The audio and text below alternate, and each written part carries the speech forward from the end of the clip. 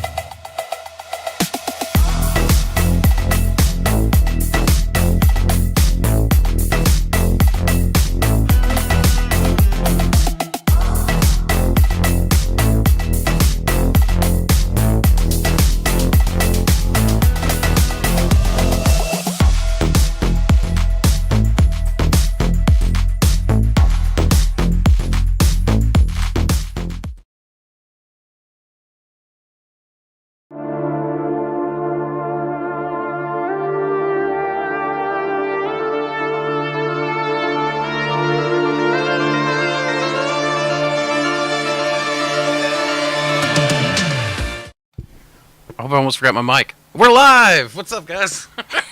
Hey.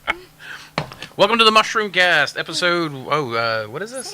Episode 6. Biochar, Maitake, and wonderful things. Wonderful things on the horizon. I've got my mate. Yes, I'm drinking caffeine this late.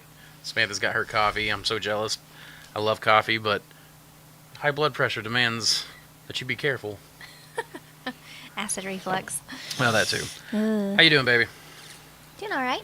How are you? I'm doing all right. We haven't seen each other much today. Yeah, we went in two separate directions, and we've just been busy, and then now we're converging back and getting to spend some time together, so I'm really excited about that. Right. This is going to be the most time we've spent together all week, probably. I don't think that's... No, that's not true. entirely true. But close. But close. But close. Oh, I guess I can hear you through the mic, so... Well, hello, everybody. Let's see. These clocks must be slower in Tennessee, but really excited for another week. What? I was only like a minute late. I was trying to, make a fat guy joke about myself in the chat, and then I heard the thing, gloom, and I was like, oh, crap. I need to start the show. So, anyways, we got some cool stuff to talk to you guys about today, as we always do. My brain kind of went blank there for a second, but we've got a lot of cool things to talk to you about today. Of course, we're taking your questions. And, yeah, I mean, I don't even know where to start. I don't, where do you want to start? We can start with questions, or we can, happy to be making venison sloppy joes. Are you kidding me? Don't tell me that. I haven't had venison sloppy joes in, since last October, November, or something like that. It is deer season here. But I don't usually hunt to get my deer. It's usually given to me by friends who I give mushrooms to. So, We trade. Though this year I'm supposed to be hopefully getting some tags and going out during rifle season. So I don't have a crossbow, but our good friend Mr. Denise, who's probably the single best bioprospector we've got for the Mycology so far. The man singularly, yes, we have tons of people that have sent us in samples, but I mean, he brings us 3 or 4, 5, sometimes 10 samples a week. Yeah, it's quite a lot. Yeah, I've quickly learned. So the Mycologium was about me. Real quick, it wasn't about me. The Mycologium. Here we go. I'm sorry, Samantha, I'm blocking you because that was from last week when you were. Everyone's gonna say it's a Freudian slip. Right? But the Mycologium, it is about me. Now, the Mycologium was about me. It's about you cleaning everything up, though. Well, it was about me getting outdoors. It was about me reconnecting with nature, finding a way to turn this craft that brings... I started mushrooms by hunting and foraging them because I was into herbalism. I was into... just finding food for my family. Samantha was working a lot, and I was... Oh, my goodness. She's going to do this to me while I'm severe ADD today. What you get for blocking me? That's what I get for blocking me. I can probably resize it while we talk. But no. The whole idea was that the Mycologium would bring me back to that forager self, right? Back then I was raising rabbits and ducks and geese and chickens and a huge garden. And I was the stay-at-home dad, so I was providing all the food. I mean, like, we probably ate better back then than we ever have. We were at our poorest, especially when we started adding mushrooms into the diet. And then the mycologium, after I started growing stuff and getting trapped indoors, because it's actually better money to grow mushrooms than it is to hunt mushrooms, we got the mycologium was about getting back out into nature with my health and my health, needing to get out there. So what I've quickly found out with the mycologium, though, is that I actually get far more strains into the mycologium by letting other people do the hunting and me just manning the lab. So I'm back indoors a lot. But this time we're taking time as a family to get out and do stuff. So, plus Mr. Denise takes me, like I said, he's the hunter, he's a fisher, the man's been living outdoors his entire life. So it's so cool to go out with someone who's got like decades of experience, and going hunting with him. You may not come back with what you were hunting for, but you'll come back with a sack full of mushrooms.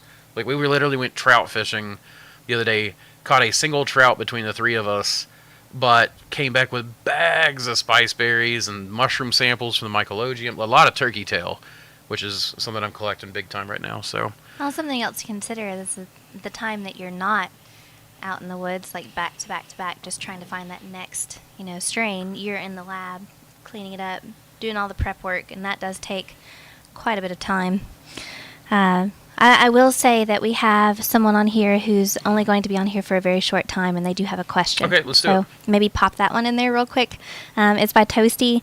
What does your current block recipe look like? I have made a lot of progress on your video about liquid culture to straw pellets.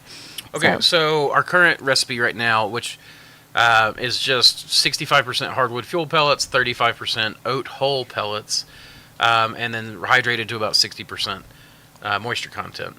That doesn't take LC very well, but if you do aerated LC, aerated LC takes to it just fine typically. We haven't been doing aerated LC here recently because aerated LC is great when you want to make a massive amount of liquid culture. But I don't want to make a massive amount of liquid culture right now because I'm actually doing so many different trials that doing the big, expansive, explosive growing projects actually get way beyond my control really quickly. So right now it's more about taking an agar plate, making a grain master with it, doing a few bags, running that through to test for the mycologium. Speaking of, let's see, does he have anything else that he wanted with that? He just wanted the recipe. So, I mean, this is actually a good point to go into now. Like with the mycologium, we're doing tests constantly. So here is a golden oyster. I really could have sworn I had that where you could see your face. Okay. This is the Nova Gold. It came to us from Nova, Ohio. It's got a beautiful like starburst pattern, like almost Nova burst. And yeah, I like that's something I love seeing is all the different golds. So we're hopefully today. I don't know, maybe I'm going to have to look at Samantha since she's the web architect. Are we going to be doing Nova Gold and the Mossy Creek Gold and the Akron Gold all available by this evening? Or do we need a couple days? I'll try to do it by this evening. We'll try to have it. If we don't, we'll have it in the next couple of days. But I will at least have the listing and the ability to purchase. Okay, so we'll do photos later. I'll try to get the photos done tonight, and you can check out my Instagram, you can check out Andrew's Instagram, our personal ones, as well as Mossy Creek Mushrooms Instagram. We're actually kind of using all three accounts to push back, content back and forth, and to kind of, like each other's stuff and sort of get that hop up on sharing everything, because we each have, different friend groups and stuff like that, and it just helps spread it all. But anyway, there's a lot of pictures and videos and everything else. In fact, we had someone email us the other day and they were like, oh no, shoot, I really, I bought the gold and I thought it was the Akron. So crud, So yeah, there's that. A lot of times you'll see this stuff kind of posted because we're trialing it out. And we'll trial it out a few different times. Like we'll grow it at least 2 to 3 times before we even consider putting it up on the website. And that's after trial and error, testing it, just making sure it looks good, make sure that everything's nice and clean first before we start selling anything at all. But yeah. Yeah, absolutely. Did I buy you time? You did buy me time. Thank you. I didn't hear everything you said, but I'm in agreement with it. Every word. Well, that's a lot of trust there, Andrew. Well, you don't marry someone you don't trust, right? I'm glad I earned it. I didn't say that. No, thank you very much, Webster, or Archie. I appreciate it. Hey, Ed Grand's on the stream. Cool. Welcome, Ed. Me too, Ed. I'm glad I could provide you guys with a Myco fix. I love it. I actually really like this format of the live show. It is not a show if it's not being interrupted. I love you. You're fine. Huh? Okay. He doesn't seem to be hurt. Let's see. I'm just giving you a hard time. No problems. I have no idea what it takes to get things running. I know, man. I'm just playing with you, too. Never really sold my mushrooms yet, but I had a guy ask today if I'd sell him some lion's mane. Not quite sure what to charge him. So I don't know where you're at, but I will say that around here, lion's mane seems to be going for anywhere about $10 to $12 wholesale, $20. We do 20. I think a buddy of mine does 25 for his retail. We just do $20. I mean, I do $20 a pound for. I just sold Maitake at $20 a pound. Lion's mane, Enoki, oysters. Everything okay? I've got to go do Ben's job for him. Uh-oh. You hear that, Ben? Ben, we're calling you out. Oh, you did that, Samantha. We started glitching. But yeah, that's what I would charge around here. If you're, I know of people that are selling in more expensive places, so it's going to depend on where you're at and what your local economy is like. So, ever since the hurricane damage, we've definitely been having weird internet. So, sounds good, Toasty. I hope you get a chance to watch the whole thing. Will you talk about Pathfinder lot number? Well, I can't really talk to you about the lot number, but I can definitely talk to you about Pathfinder. Pathfinder is a really great mushroom. Like I've told people before, we oftentimes call it the teacher because Pathfinder's oyster is beautiful, delectable when you are rewarded with the benefits of it, which is most of the time. It is one of the most delectable oysters you could ever come across. It's insanely sweet, and the texture is just phenomenal. It's kind of a weird one, though, because it kind of goes against people's normal idea. Most people want the mushroom when the cap is still folded over before it flips up, but Pathfinder flips almost immediately after the pin set stage, and then grows. And so Pathfinder ends up being down like... I mean, you get most of your weight in that later growth phase. It's not the heaviest mushroom, and it is a little bit more sensitive to blotch, but it is insanely productive when you've got a good mix for it. I found that it actually performs better on the oak and oat, which is the 65% hardwood fuel pellets, 35% oat hull pellets. That's Hull, hull, not whole, hull pellets, and about 60% hydration. I noticed whenever I did that, almost all of my bacterial problems with Pathfinder went away. So almost giving it less nutrition seems to make it perform better. It seems like it does better on less supplement rather than more. So that's one of the best ones possible. As far as like any individual lot number, that's going to be something that I have to go look at the notes. We have so many different lots. Every single jar is a different lot number. So, I've got. I can tell you. CL 15822 CL. CL should not be correct on the end there. I don't know of a CL. There could be an AD, an AR, an SR. A T, C, but yeah, I don't know about that. So, I have a question about impulse sealers. I put new parts on mine, but continue to have issues. Seems like bag wrinkles and wetness are the main culprit. How do you get around bad seal issues? Thanks. So, Joe, the best way to get around bad sealing issues is to have good folding whenever you're folding your bags. Unicorn swears up and down that you're supposed to do the flat fold.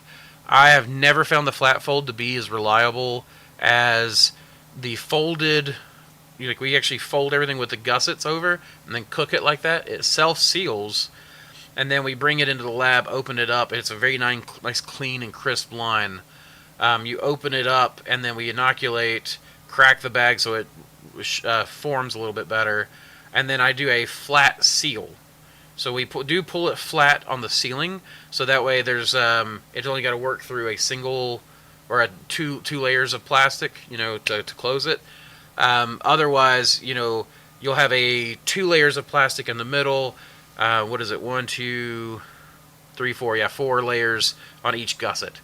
And so we found that it's just better and more reliable to have the single flat seal, but to do the actual fold, even though that's against Unicorn's suggestions, that's just what we have found to be the best way to keep a clean, crisp line, and to really keep hydration and dirty bags from keeping your like any sawdust or anything like that, to keep it from messing up your seals. Also, better, more expensive impulse sealers. I know they're more expensive, and it's painful to buy an impulse sealer that's expensive whenever you got such cheap ones on the market. I have no idea which one you're using. Not saying you're using a cheap one, but sometimes the more expensive ones have fuses, and you can change those fuses out, and the fuse makes a big difference. So that's something else to consider. Let's see. I'll wait till Samantha gets back to talk about the breakfast bowl, because I think on her Instagram, that was so good. She brought that to me earlier today when I had just finished my workout, and I came down to sit at the computer for a little bit and talk to some of the guys down in Florida, see how they're doing, and oh my goodness, that breakfast bowl was good, as the Maitake we grew too. I'm just glad you guys are getting flooded out. Me too. It was pretty windy. It was pretty scary for about an evening, but I don't know what it is. My daughter is the same way. We both, like, when it's like, oh, it's a blizzard outside, you guys want to go biking? Let's go biking. Like, or it's a thunderstorm outside, you guys want to go outside and go watch the storm, go play in the rain? Like, Aislinn and I both, I usually try to avoid my kids' names, but we both were just like, let's get out there in the storm, and just kind of like look at it, watch it. So everyone, I think, was on the porch watching it for a while. But yeah, we didn't get flooded out. We're very lucky that my ancestors, when they were coming over with Daniel Boone, were just like, you know what, this is a good place. And it turned out to be a really good place. It's really safe, very productive, very abundant. They probably did it on purpose. But we have really great drainage here, and so we lucked out. Unfortunately, people south and east of us got it really bad, especially east. I mean, western North Carolina just got it horrible. A lot of East Tennessee got it pretty bad. Greenville and Cott County and Hamlin, and there's Greenville's the new Switzerland Unicoi. around here. Oh my gosh. Greenville has 5 major bridges that go into it, and 4 of them are gone. So the water thankfully the Nolichucky Dam did not break like the one over in Asheville did. The Nolichucky Dam somehow managed to stay, but it had 8 foot of water over the top of the dam. If you go to the TVA Instagrams, they'll go through each of the dams and like at Cherokee, every point, kind of their structural integrity, and you can actually watch the specs on their website too. Lake Cherokee and Lake Douglas, both their dams, I think they just opened the sluice gates wide open, is what Samantha said, and just let water flow just to try to drain it. We've never seen that much water. I don't think in our lifetime. No, this was a 500-year flood event. So. Yeah. Let's see. What a miss. Down here in Hurricane Central Milton. Sorry, Dune. Yeah, I don't know how bad it was for you. The guys I talked to in Florida thankfully said that it went from a Cat 5 to a Cat 3 right before it hit land, and everybody that I talked to still had internet power and all that kind of stuff. So I don't know how bad it got elsewhere, but my buddies up in was it Lakeland and Tampa seem to have not had it too terrible. Falcor, I skipped Falcor because he said, speaking of Instagram, that breakfast bowl looked great, Samantha. Yeah. It was great. A buddy of mine makes like pepper sauce, and he made this pepper sauce called Black Death. It's got like black garlic, some sort of purple bell pepper, couple of crap, what did he call them? Datil peppers, which apparently are datil. That's it. Which he's bringing me seeds for because he told me that I said I wanted to grow them, and he's like, "Oh yeah, down in Florida they just got wiped out." So I was like, "Oh well, then I definitely want the seeds." But yeah, he put like a couple of datils in it, some soy sauce and some oyster sauce and all the kinds of stuff. I don't remember what else, but he brought you a plant too. Yeah, he brought me some rare pepper plants, Gator Jigsaw, and a couple others. But I'm going to talk about peppers. You know what? We'll just talk about peppers real quick. So I took cuttings off these rare plants that he's got because he's overwintering them, and then he gave me some peppers to save for seeds. So right now they're sitting in the lab, just having some water flowing over them to keep them from dying. That was a pallet jack.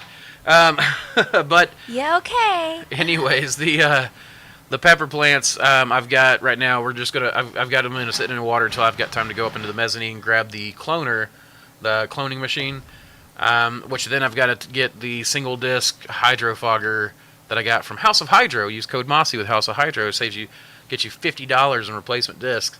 But the fogger and the fan is plus rooting hormone is how I usually save those plants, and he knows that I'm really good at growing peppers from seeds. I've been growing peppers. Samantha and I grew a bunch of pepper plants out this year. We're saving a ton of the seed. Next year I'm going to use Samantha's really steady hands to do some crossbreeding of the peppers. Like that, she just like, really, me? But I want to crossbreed. I didn't know I was being volunteered for this. Let's go. You're being voluntold. Voluntold. But the idea is that we're going to take these peppers. I've been really good. I've been working for years. I don't know what it is. Give me tomatoes and I'll grow you a good crop once every 5-6 years, something like that. Give me any of the easy to grow garden plants, and I'm just not that great with them. Give me peppers that are almost impossible to germinate, and I will germinate them great. I'll grow them great, and over the next seasons, I'll have their germination rate go from like, I literally took a pepper. What do we have? Something like a 60% germination rate, and I took it to like a 95 or something like that with the rare Melrose. I'm pretty sure it was at 25. Maybe it was at 25. It was dismal. It was dismal. And part of that's just being really kind of cruel to the baby plants. You know, like, oh, sorry you can't shed your seed cap. You're dead. Or at least not breeding. That's, but that's the thing. We have, anyways, we're going to do some mycorrhizal pepper plants next year. I'm out collecting the annual spores, the mycorrhizal spores for the annuals in the next few days from the grassland habitats, and we'll be doing some woody stock over the next few years as well. But we're going to start selling plants with the mycorrhizal spores right out here. We have a great location for selling plants in the spring, and then compost as well that has been run through our worm compost, and I get our rabbit dung and things like that. So. That's kind of all about that is the peppers, but I don't know what it is. I can grow, like, I just grew them in 5-gallon buckets this year, and we just had peppers on peppers on peppers on peppers. I did grow 45 plants, but we're going to be doing a lot more next year. Well, and something that I've done is I've labeled the buckets with numbers, and I've been keeping charts every time I pick. I'll weigh the peppers just to see how much we're getting off of them, and what we should have done was have a control on some of the buckets where we just use like general Miracle Grow garden soil or whatever versus the mushroom compost. I think that would have been. We can probably do a little bit more of that testing next year. And then have the second and third years on there too, as it goes and decomposes down. That's a good idea. Seeing if we can, because we do save, like, we try to save the seeds from the best looking peppers each time. The most productive and everything else. Well, it takes you anywhere from like 2 to 3 years to really get a line yours. Yeah. Anyway. Okay, so are these photos with the cupboards with the white pipes ones you still use, or do you now only use those heavy duty movable things? I think those were the white pipes from the. So they were from the previous farm, but the pictures you just saw in the Nova Gold section here. That is from like 2 days ago. That's our first grow room. First grow room. We're in the third grow room And then incubation is our second, what used to be our second grow room. That's over. Yeah. Our incubation used to be There we go. that way, which is now... Hold on. Okay, now go ahead. Point. Our incubation used to be that way, which is now we It's now Man of War. yeah. That's their 3D print farm and prototyping station. So things have changed a little bit. So we ended since up we're no longer utilizing growing this. 3,000 pounds a week, Yeah. we don't like. Well, there's no need for us to have that much incubation. So we've gone into one grow room because we're just doing testing, and then we sell our mushrooms primarily to a distributor instead of going straight to the restaurants. And that's what allows us to get all the testing done. So. And what our hope was, one, it was we were coming in here, hot, trying to make sure we had everything good, and we just sort of, Andrew and Ben and Andrew's dad and Tammy and a bunch of people came together and just built that first one super quick. So. That was Keith too. Oh yeah, and Keith. Poor Keith. Keith was our very first employee ever, wasn't he? Was he our Yes. first? Yeah, he was. Yeah. Keith died recently of cancer, unfortunately. Yeah, he passed Young. away. I mean, he was like 48, I think. I believe so. Yeah. It was just, yeah, that kind of broke my heart. Yeah, we were pretty sad about it, but Yeah. it happens, It does. sadly. But- Cancer is a bitch. But yeah, he also helped with the first grow room, so it was like, okay, let's bring a crew that's familiar, and we'll go ahead and just build what we already know. Go ahead and get it in here. It'll be quick and fast. We've already got the experience. We've got a crew that already kind of knows, what to do, and I really enjoyed having that first grow room, just like what we had at the basement, to show how cheaply you could grow. And then having the second one with the racks, we have video of that where it was, easy to just kind of roll it into incubation, initiate them, and then roll them right into the second fruiting room. So that when The people rolling came, shelves were really nice. they were really nice. But I will say that they do take more cleaning time, in my opinion. But then you're cycling through and you're cleaning everything before you go right back into the lab with everything. And you do have to make sure you clean those really well. So there's that too. But when mentorships came in, they got to see 2 different kinds of grow rooms, and I thought that was really special. Absolutely. Let's see. Be Easy Mushroom Crew. You too, Hendrix. I have the Spore Syringe Venetian. Oh, that's a culture syringe, not a spore syringe. We don't sell spore syringes, only culture syringes. And can you talk about that? The Venetian is a Pulmonarius strain. The Venetian that we sell is one of the strains that we found that actually we tend to find performs the best. It tends to like warmer temperatures. To me, it's got more of a root beer smell to it. And it, I don't know, like it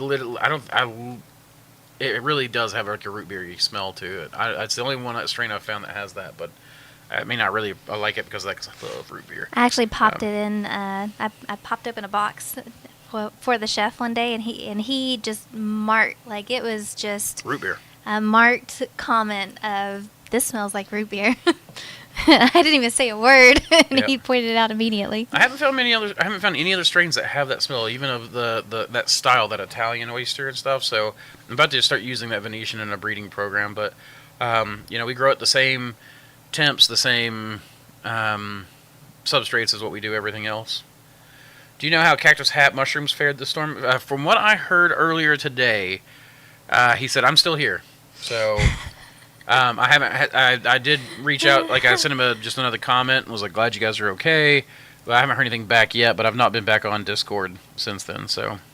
Which, he and his family know that if they need a place to stay, like, they were wonderful, wonderful hosts to us. Come up here and stay with us if you need to. Yep. But from what I understand, it was terrible trying to get out. Yeah, that's what I heard too. People were running out of gas. They were stuck on the bridges. Well, it seemed like it was going to be a worse storm apparently than what it was. Thankfully, I would rather it go that direction than the opposite. Yes. Thanks, by the way. You helped me figure out my agar contamination issue, increased sterilization time to 45 minutes, and finally got clean plates. Congratulations, Joe. Step in the right direction. That's the way we like it. Hollis says, don't have time to listen to the show or the answer right now, but I'll catch it up later. How do you prefer samples sent into the Mycologium? Slants, plates, live tissue, whole mushrooms? The answer is yes. I will take anything. I've got someone, a mushroom that's supposed to arrive tomorrow. That's the, I forgot, it's the peach something. It's got a wrinkled cap, but they found a wild one. I was actually seeing that it's grown in China pretty massively. I'm very excited to get this strain. I really hope the mushroom's in good enough shape to clone when it gets here. But I will take mushrooms. But if you can send me a slant, send me a slant. If you can send me a plate, send me a plate. A liquid culture is not my favorite, but I'll take it. But slants are my biggest preference. But if all you have is plates, please send that to me. If all you have is mushrooms and you don't have the skill to clone it out and clean it up, just send it to me. Try to do 2-day mail, and if you can ice pack it. But otherwise, just try to put a little bit of cardboard in a baggie and the mushroom in there with it, and maybe moisten the cardboard a little bit.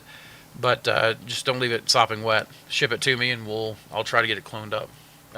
We're actually on the Mycologium page. We are going to put instructions for the address, the best way to send us stuff, and we are happy to trade strain for strain. So if you send me an oyster, if you send me a rotten oyster and I can't clone it, obviously I'm not going to be able to trade anything for that. But if you guys send me something that's fresh and something that's not too buggy, if I can get it cleaned up, I'm happy to send you a plate of that cleaned up right back to you.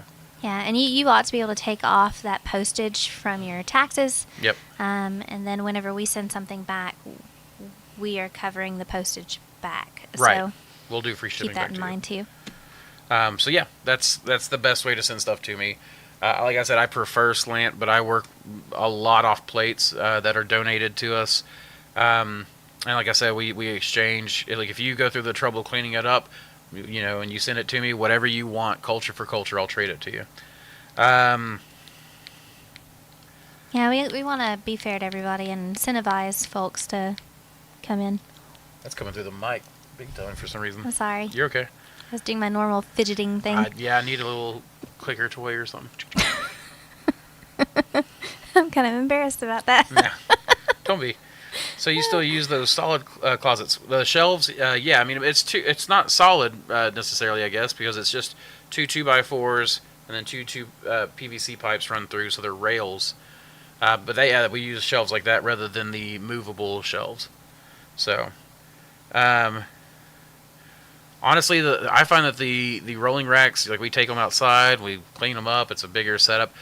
We still have to clean the grow room. But when we do the shelves in here, we just clean the shelves and the grow room at the same time. So I've actually found that I kind of prefer the rails. It's kind of nice to not have to handle the mushroom blocks twice, but you still have to handle them twice unless you want the big puffy part of the bag to still be up, because you still have to cut them and flip them. And at that point, you might as well just move them to the shelf. Though I have seen, and this is something that we saw on Joe's farm, where he just left the bags upright. He did, but I just never have got good luck with that. Maybe he's getting to stuff earlier than me. Part of the secret to my success on my farm is neglect. She always hates it when I say that. It really bothers her. The best part of any breeding program, raising children or running a business, is neglect. The Andrew. proper amount of neglect. No. It's so bad. It's so bad. This might not be the place to ask, but what do you charge for inoculated spawn bags? Are they all the same, or are the prices different? Thanks, Sam and Andrew, for inspiration and everything. John, I'm fine to answer that, I guess. I don't really have a problem doing so. If you're talking about bulk, it changes based on how much you order. You know, if you order 50 blocks, that's very different. The price, you know, we knock off more when you go to 100. About every 50 blocks or so, we knock off a little bit. So, you know, if you're talking about ordering 100 blocks from us at a time, you're talking about getting blocks to you about $10 per block.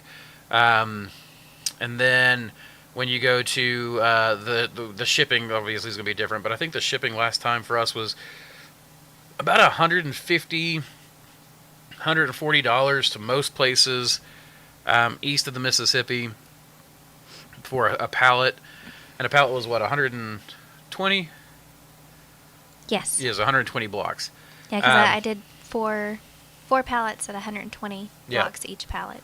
That's right. Okay, yeah, that's right. So, because yeah, they wanted 500 blocks every delivery, and yeah, we did 120 blocks per pallet for with 4 pallets. Yeah, so 480. yep. Um, so that's for the bulk. The bulk. Wait for yeah, you're right. I was special ed math. Leave me alone. Um, It's just a 20 bag bonus. this is why I use calculators and AI for stuff like that. So, um, that said, okay. thank you, honey. Yeah.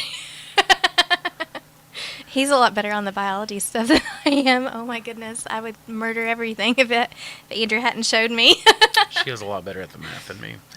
But yeah, that's the big thing. As far as the block sales go, if you're only ordering about 10 or so, then the price goes up dramatically, and we do the small parcel, which increases your shipping costs dramatically. So it really is better if you can order a full pallet at a time. Even with liftgate service. I think liftgate service is about $50 extra per delivery. So if you order 1 pallet, that $50 obviously hurts a little bit more than if you order 4 pallets. But and we do you can get 4 pallets a month, and then use each pallet a week by keeping those cold or whatever. Sometimes they'll still fruit, depending on what kind of strains they are. But we do try to work stuff out. And ultimately, it's cheaper overall if you just do it yourself. It is, and buy spawn off of us. We find that actually, we actually find that works out pretty well. People buying the bulk spawn option from us because it's automatically $25 a bag. If you want even better pricing, you can get on our subscription services and order more spawn. You can order weekly, bi-weekly, monthly, whatever. And then you end up saving a lot more money that way by, instead of ordering a massive amount of blocks from us, you order spawn on a subscription level and then make the blocks yourself. And that does really saves you enough money that you can quickly afford a bagging machine and build a pasteurizer off of that pretty quickly. And we're happy to help. Like Andrew and I kind of, we flip from one thing to another, and we've luckily diversified our farm enough that whenever we are slow in one area, we typically pick up, not really through trying at all. It just seems like everything falls into place really, really well, just naturally. But we've helped several farms over the years with just making blocks for them, and then that transition. So it's not like I'm saying, hey, we're not going to do it, but at the same time, we also want the best for everyone. Yeah. So your success is my success. It's better for us if you get off our blocks quickly. I'll say it the nice way rather than the way I normally tell my customers. But if you keep buying blocks off me for a long time and you don't transition to making your own, that's going to be a lot more overhead that you've got to overcome. And so it's actually more successful for me in the long run to divert you to a spawn customer, because spawn does take some skill, and it can be very hit or miss. And when it goes wrong terribly, right? So a lot of times it's best just to order the spawn in, make your blocks, and then have that inflection point of massive savings. Because your cost will go from $10, $12 a block to $5 a block. And now you're talking about that's money in your pocket, right? That just meant that pound of mushrooms, that second pound of mushrooms that came off a 2-pound flush, that's now pure profit. And you don't have to wait for the second flush or the third flush. So that's kind of what Samantha's saying, is that we are absolutely willing to sell you blocks, but we're also willing to help you into the transition of getting to be a spawn customer. Part of it too is we just don't like making that many blocks constantly. I'll hire contract labor to do it, and we do have big strong muscles from it, but it is definitely something that we're interested in your success. Our customer success is our success. So when you hire me for a consult, a mentorship, block customers, spawn customers, I'm gonna tear your op apart, but only in the interest of making it better and more successful for you, so that you have a better successful business. Yeah, if Andrew gets on to you, don't be offended. Just I've made all the stupid mistakes first. That's the only way I can tell you what you're doing is a mistake or not, right? So like, Yeah, it's not an affront to you. It's it is literally a reflection on myself, not on you.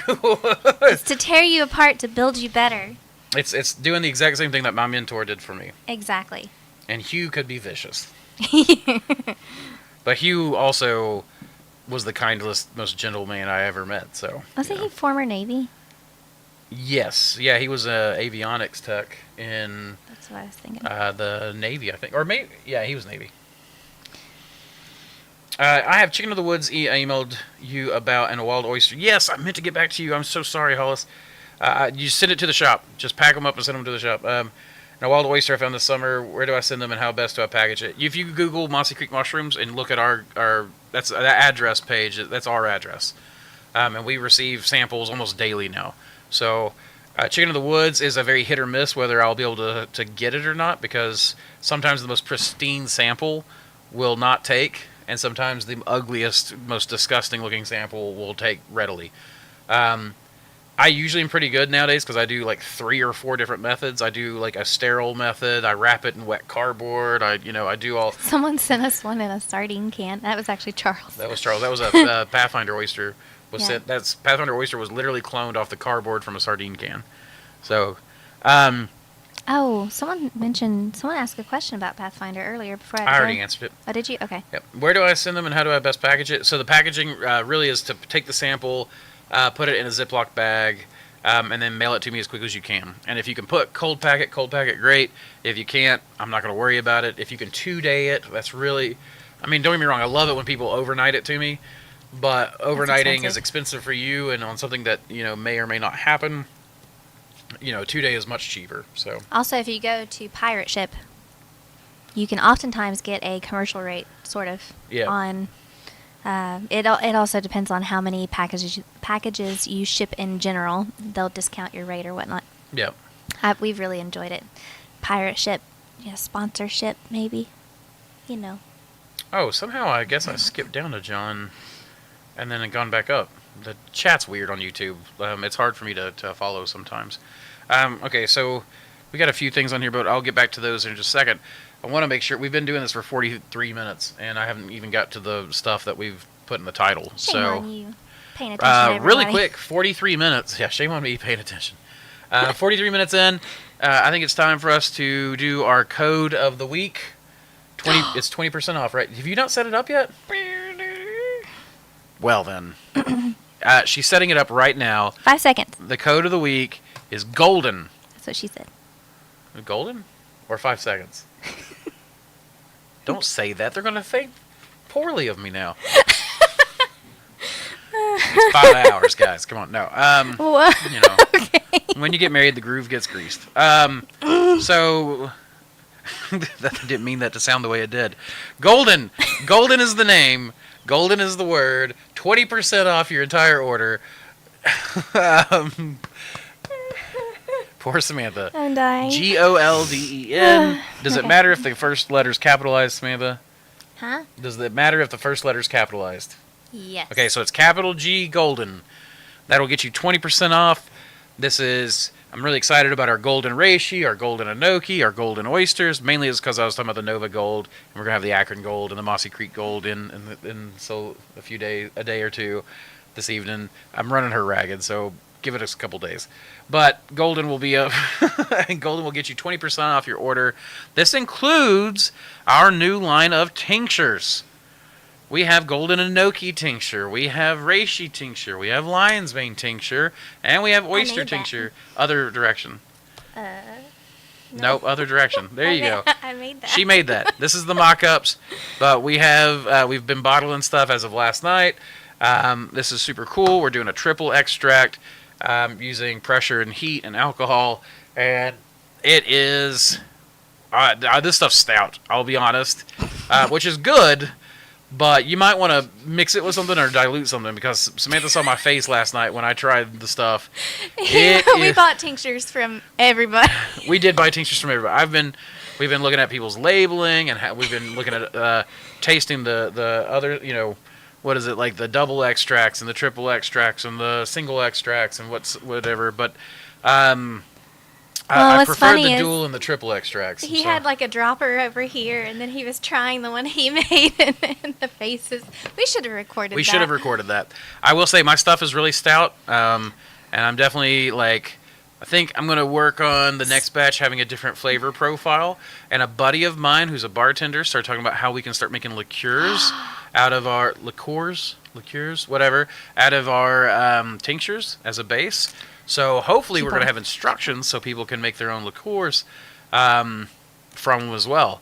But I've been really enjoying this. We're going to be selling this through... That's correct. Okay. We're going to be selling this stuff through... we've got a lot of health food stores, massage therapists that we know, people up in Knoxville that have been begging me to make extracts for years, and I just haven't been ready. So the past few months, I've really been digging into the science of it. You talk to some people that I consider experts in the field, and reached out to them, and I'm just, we're getting to the point that I was ready to just start doing it. So over the past few weeks, we've been working on this quietly. We're about to have a Maitake tincture actually released as well. And then pretty soon we'll be doing some blends. But I'm really excited about this. People can ask me questions, if you want to, about why we're going into this or not. I would love to tell the story of why I'm so excited about tinctures and extracts. Why are you so excited? I got other stuff to go into too. Well, I mean... I only want to do that if they're interested. Okay, so here's the thing. I'm not going to just leave this up. We'll go back to... I'll put the golden back up. Golden for 20% off. That includes the tinctures. That includes our cultures. If you order a slant from us, that saves you like $20 off of a slant. And you can make, I don't know how many liquid culture masters with that, like 100. So use code GOLDEN for 20%. Going into it, as far as the tinctures go, like I said earlier in the show, I used to really be into herbalism. I went to herbalism school when I originally was young and, virile, we'll say. But that's actually one of the reasons why I went out foraging a lot. I'd make goldenrod tinctures and stuff like that. Mouth gargles and a mix that Samantha would never try, which was one of my favorites, which is a honey, garlic, and red pepper mix. It's very spicy, but it's the best thing for sore throats. But Samantha can't take hot food. She does not like hot sauce or hot food or peppers. I will cry. But I swear the hot pepper and the garlic was like, it kind of sucked on the first swallow. But it was amazing because that honey would coat your throat. It was like the red pepper brings the blood to the surface, and the garlic, helps to be an antiseptic, and that honey is so soothing. So someone said, why are you so excited about tinctures? Part of it's because I use it, but here's another thing. I've started using this stuff, and of course I can't make any claims. I can't make any medicinal claims, only folklore uses. And I can talk about stuff from my point of view, and which is what I'm going to do. I know a few other people that have been having some really good effects. Lion's mane tincture has really helped me with my ADD. I know, right? Like, you can tell from the show how bad my ADD can be sometimes. But it's lion's mane. Like I've been taking lion's mane, cordyceps in my coffee, that kind of stuff. I bought a book, really cool book called The Fungal Pharmacy. I highly suggest anyone that's into herbalism check out some good mushroom identification books, and then get The Fungal Pharmacy alongside that. He goes extensively into a lot of scientific research, folklore uses, stories about stuff. It's really, really cool. But that's something that I really got into. And then as I had my health crisis, almost 2 years ago now, which was mostly cardiovascular, really, really thick blood and high blood pressure, high risk for stroke. I've started taking reishi extracts. I am not medicated anymore. I was only medicated for about 3 months on a blood pressure medication, and then I've been managing it through exercise, diet, which has a large thing to do with it, but also the extracts and stuff that I've been working with and making. Like I said, my heart's been into herbalism for a long time, so been doing good. Doing excellent, actually. The only time I have bad blood pressure spikes right now is when I get sick, and everybody has a blood pressure spike when they get sick. That's the only time mine goes into like what's it called? Hypertensive state is whenever I'm sick. But as of right now, things are going really, really good. So that's one of the reasons why I get excited about it, because it's helpful to me. I've really, it kind of brings me back to my roots of when I first started mushrooms and got into mushrooms. And then the other side of this is when it comes to the Mycologium and the breeding program, this idea of being able to go in, take mushroom strains like RDTN2 that seem to be very, very useful from a commercial scale, go into it and go, okay, well, it's grown for the medicinal market. That's why Reishi's grown. Almost primarily, nobody uses it hardly. I know a couple of people that eat it. That's Eddie Barnes and Ben. And they don't. Ben doesn't even eat it so much as use it to flavor like a pot roast. He was telling me about a pot roast he made with using reishi in it, but just for some of the flavors. And then of course we're going to use this for liqueurs. Well, for material science, right? For material science, for the reishi canoe and some of the molds and beautiful artwork and stuff people are making. But that's really the big thing, is it gets me back to my roots, and it gets me into the very thing that got me into mushrooms. With the breeding program, we can now take this stuff and start to breed the strains that are best for the use, right? Get them tested for their active constituents, and then breed those together, and hopefully selectively breed for better and better and better strains for extraction. One of the things, we bred tribbles. Is tribbles on the website? Yes. Yes, tribbles is on the website. It's a type of lion's mane that I bred from lion's beard and bear's head, which is, I personally believe bear's head is just a lion's mane strain labeled as bear's head, the one that's being sold by everybody. But that strain has come out so tacky that I've had 3 or 4 different scientists, oh my gosh, what is Oman, Dr. Oman? He's a bio engineer. No, I forgot the word all of a sudden. Oh my gosh, I can't remember it. He basically is like, you're interested in the thing itself, the why, and I'm interested in how do we use that. But that's the big thing, is it's so tacky that we are getting a lot of people that are making extracts very interested in it. And I've been making extracts with it versus some of the other strains, and I found that the tribbles variety really has a stronger profile. So I'm really excited about this idea of bringing the two together, the genetics part and the medicinal part. But yeah, so with that said, that's why I'm excited. Well, and you're ever more. Did I miss that? You're ever more breeding toward a higher. Yeah, more and more useful strains. That's what I was just talking about. Okay. Yep. I've been distracted. You're fine. Be distracted. Let me get back to the chat. I'm getting defeated by trike. What do you use to clean your work area to kill trike? The only 2 cleaners that we use on our farm are, 3 cleaners, I guess, is Dawn dish soap, bleach, and 70% alcohol. We do use vinegar, but we use that as a descaler, not as a cleaner. And do not use bleach and vinegar at the same time. Do not use bleach and vinegar at the same time. No. Nope. But that's all we do. So, like, if we're talking about my lab space, I just wipe things down with alcohol. We put some bleach and Dawn dish detergent in our mop water. Is that right? Yeah, but you have to make sure that you get, and I only do that so that it clings to the walls, and then with the pressure washing and everything else. Oh, so that's not for the lab. But when you're mopping the floors in the lab, what are you putting in the... Oh, in the lab, I also, it's really just kind of a scent, scrubby, bubbly thing, and I will typically mop twice. Okay. And you have to make sure that you get the ammonia-free dishwashing liquid. But, Gotcha. and it just helps strip anything from the floor too. That's, there's a reason why they clean ducts and oil spills and everything else with it. Well, that's in the mushroom room in particular. Mushrooms can produce, or the flies or bacteria can produce a lot of biofilm, and that Dawn dish soap cuts right through that biofilm. So, McWiz Gaming was wondering if you guys ever got certified organic and how big an output you would have to get to be one. I mean, you can be as tiny as you want as long as you can afford it.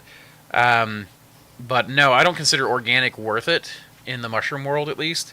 Mushrooms are in such high demand and they're grown with such natural growing principles. We can't use a lot of pesticides on mushrooms. Any pesticides that would hurt us typically will hurt the mushrooms. And so mushrooms, thankfully, are really clean. Like I said, the only things we use to clean are bleach and vinegar, isopropyl alcohol, and that's only in the lab. We don't even use that in the grow room. And then Dawn dish detergent. And so everything we use is stuff that you use on a regular, almost daily basis, cleaning around your house. We don't use vinegar for any sort of cleaning or as a sanitizing agent. Vinegar is not a great sanitizing agent. It is a good preservative, but it is not a good sanitizer. A lot of people like to think so, but it's just, I mean, I've run swab tests myself back in college. Vinegar is just not that great. Well, there's an argument that the acidity will kill certain things, right? Right, but the problem is that it evaporates so quickly. Plus, it takes time to kill versus the isopropyl, which, basically guts the bacteria. And you have certain things that develop a Denatures. resistance to the acidity side of it. So there's that, too, to consider. Right. But that's the thing. With organic, I've just not found it worth it. The demand is so high, supply is so low still, whether that be medicinal. For American grown, yeah, you can buy, trust me, I bought cordyceps from Con Park over at USA Cordyceps, and I bought cordyceps on Amazon from a Chinese source. The stuff that came from China was dingy and brown. The stuff that came from Con was bright and orange. Terrestrial fungi, bright and orange. Like, Shroom Squatch gave me some last time he came to visit from Colorado. Super bright and orange, right? It's fresh. It's good. It's dried. Should have worn the T-shirt he gave us. Oh, we should have worn. Yeah, where's my Shroom Squatch T-shirt? I think it may be over there. I can probably go change real quick. But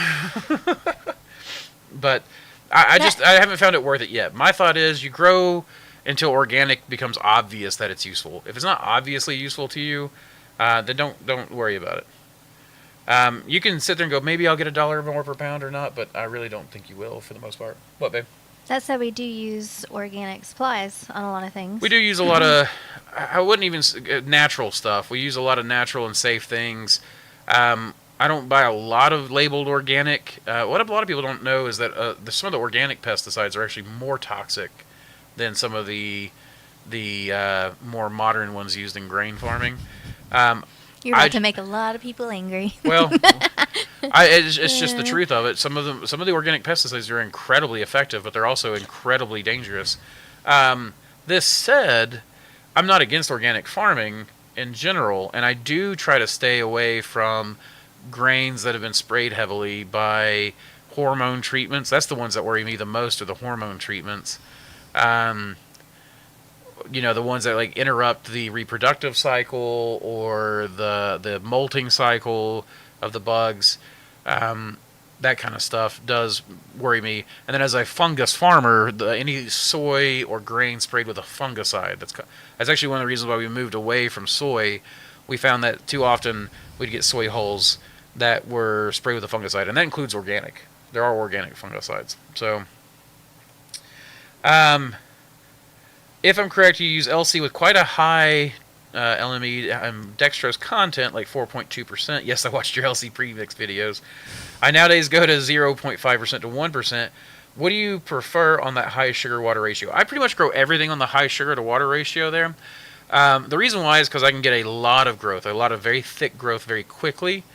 And I don't go very far down the liquid culture line. So if you buy liquid culture from us, we refresh about every 1,500 milliliters, right? That's about 150 syringes that we can sell that have gone from a needle biopsy to 150 liters worth of liquid culture. We then reset. And then most people, will take that and then grow out a large amount. You don't want to do that over and over and over and over and over again. I assume you're asking because, a lot of times high sugar contents can, over time, have effects on your mushrooms. And this is why we refresh so often, so constantly. But it also allows us to grow a massive amount very, very quickly. In particular, if you're doing aerated or well stirred. So that's what we do on that. And there are strains that we have found that don't like that as much, but and we actually have backed off some of the sugar content now. Right now, because I'm getting so overwhelmed. Spelled correctly? Yep. Thank you. You're welcome. Sorry for the interruption. You're fine. What was I saying?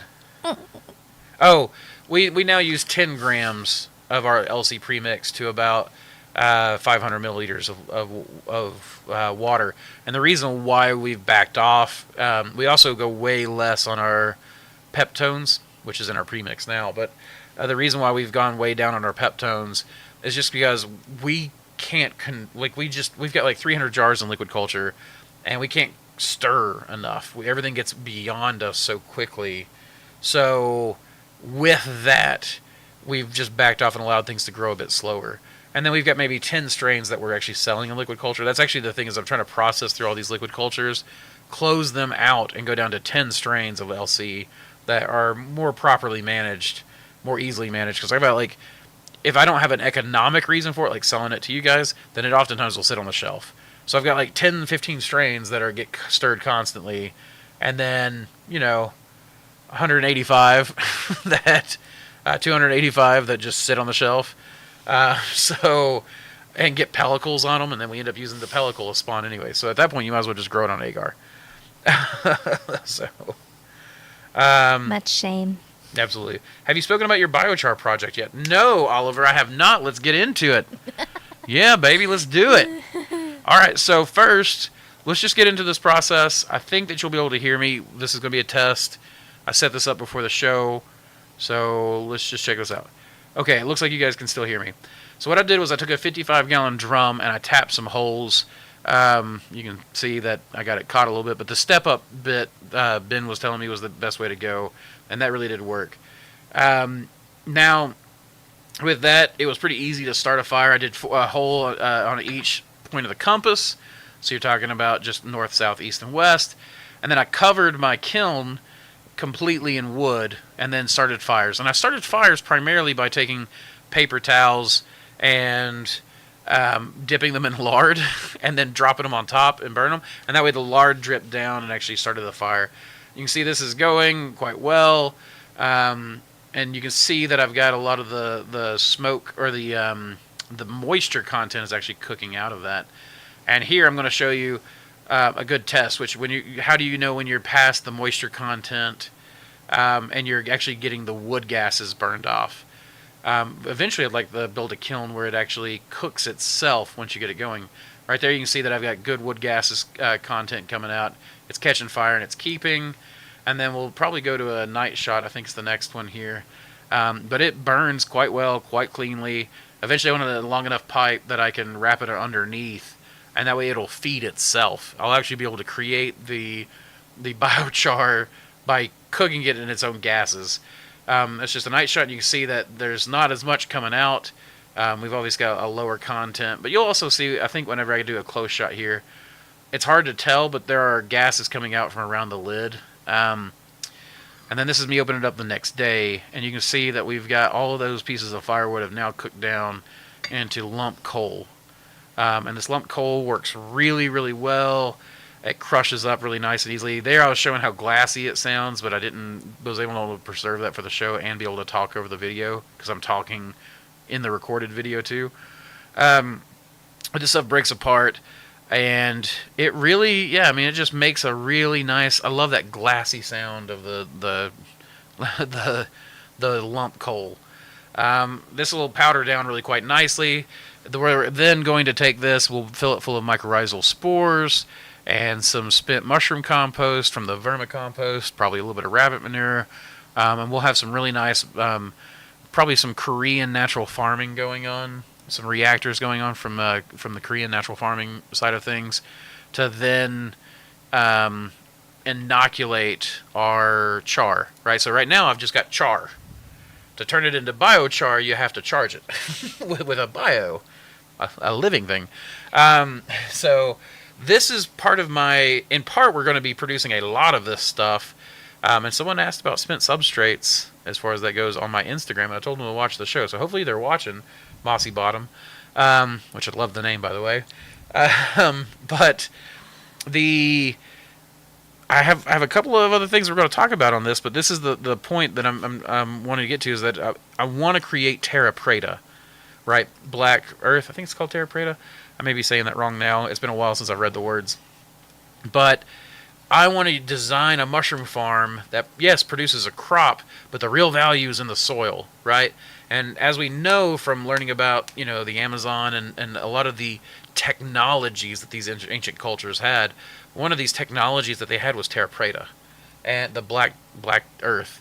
And this stuff is a man-made artifact that we didn't realize was a man-made artifact. But apparently, like, the whole Amazon basin could potentially be a garden that was left over. That's why that rainforest is so productive, right? And that soil is so thin. But that black earth, this biochar, if you don't know the benefits of biochar, please go read about it. It's fantastic, and it's great for fungus.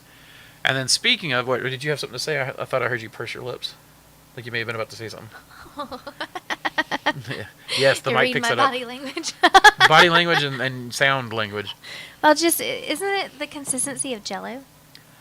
It was very, so there's a great video on YouTube where they actually, down in Mexico, where they're trying to reproduce the chinampas, and they're building the chinampas with black earth, the terra preta, and it's very Jell-O-like, maybe pudding, maybe a little bit firmer than pudding though. But like, they were literally able to take a stick and they made like just a bunch of like a hashtag or a hash. Well, it was a shape. It was a cube, essentially. Yeah, they would cut it, and it would when they cut it, these little squares would just kind of split open, and you'd have these little cubes. You'd plant a seed in it, and it would grow like crazy, and then it would have this kind of much like the soil blocks, but yeah, more compact, gelatin-like. I don't more know. mucky, I guess. I don't know how to put. Mucky is a really good descriptor. It wasn't quite Jell-O. It wasn't quite pudding. It was more firm than that, but it was definitely soft and moldable by hand, but not as firm as clay or something like that. So we had a lot of that.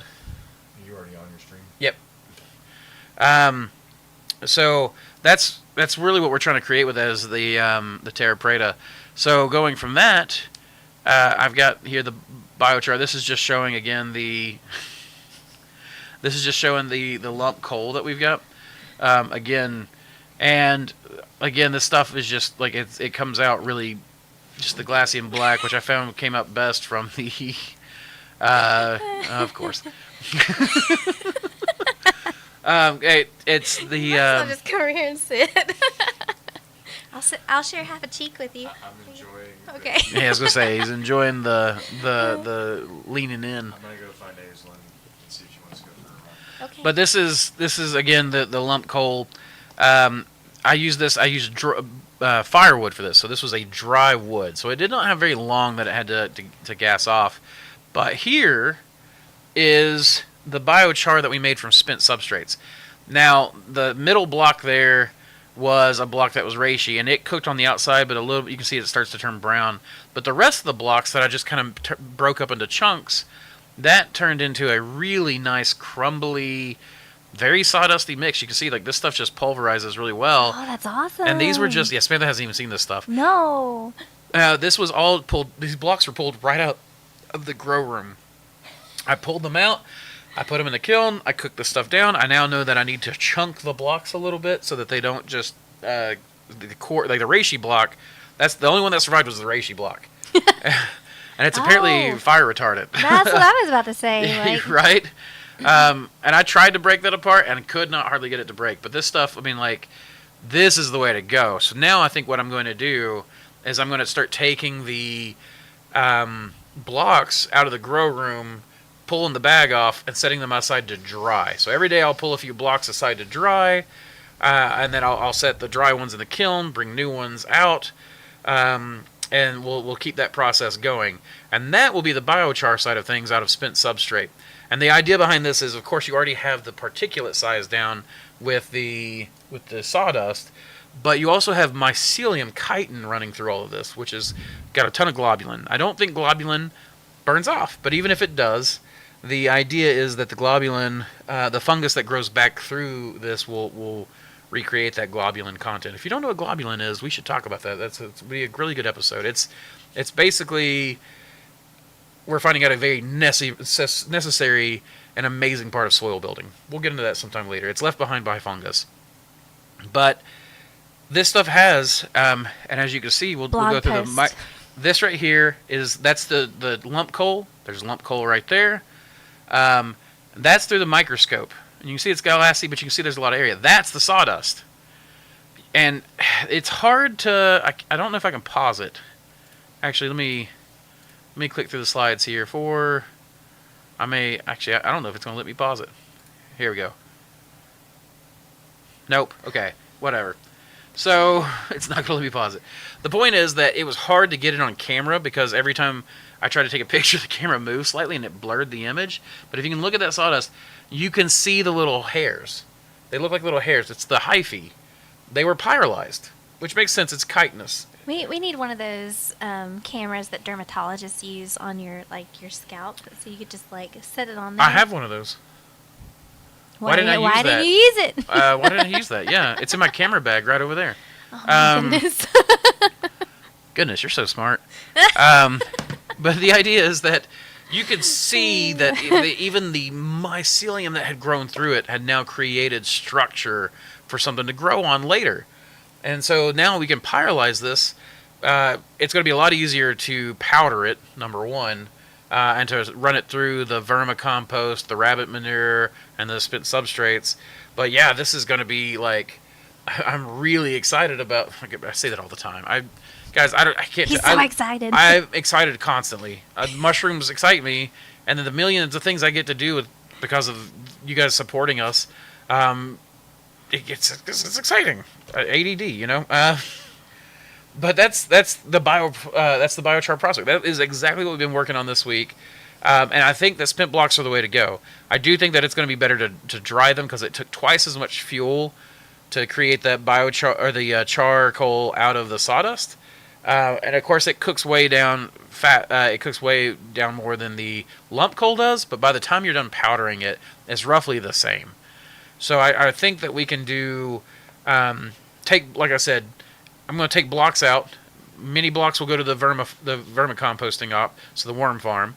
Many will probably get thrown down under the rabbit cages to keep the rabbit manure from being overly, crazy. And there'll be worms down in there too. Plus, we'll have black soldier fly larva frass in the summertime, and then we'll have the char that we can add that we're going to activate, like I said, through the idea of getting mycorrhizal species in, and then putting that through the charcoal, and then that'll be used to inoculate the substrate overall.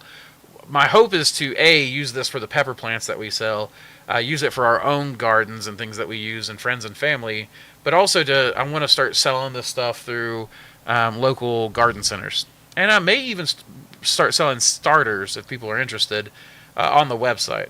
That'll have basically a mycorrhizally char. Like I'll be able to just go right out to the reactors and scoop the stuff up right when somebody orders it and send it off so it's still fresh. That said, we can probably also do like a spore mix or something like that. But the idea for me, and I don't know if I probably whatever whoever's gonna copy it's gonna copy it. So the idea for me is we're gonna travel out to a really healthy grassland, right? And we'll collect wild plants, the root systems, and so we'll be able to collect the mycorrhizal species off those grasses, those native grasses that have got that are a healthy ecosystem. The other side of this is most trees in urban settings, most shrubs, trees, woody plants, and vegetables and fruit-producing trees and whatnot, Vegetables have never seen a healthy forest ecosystem. Right?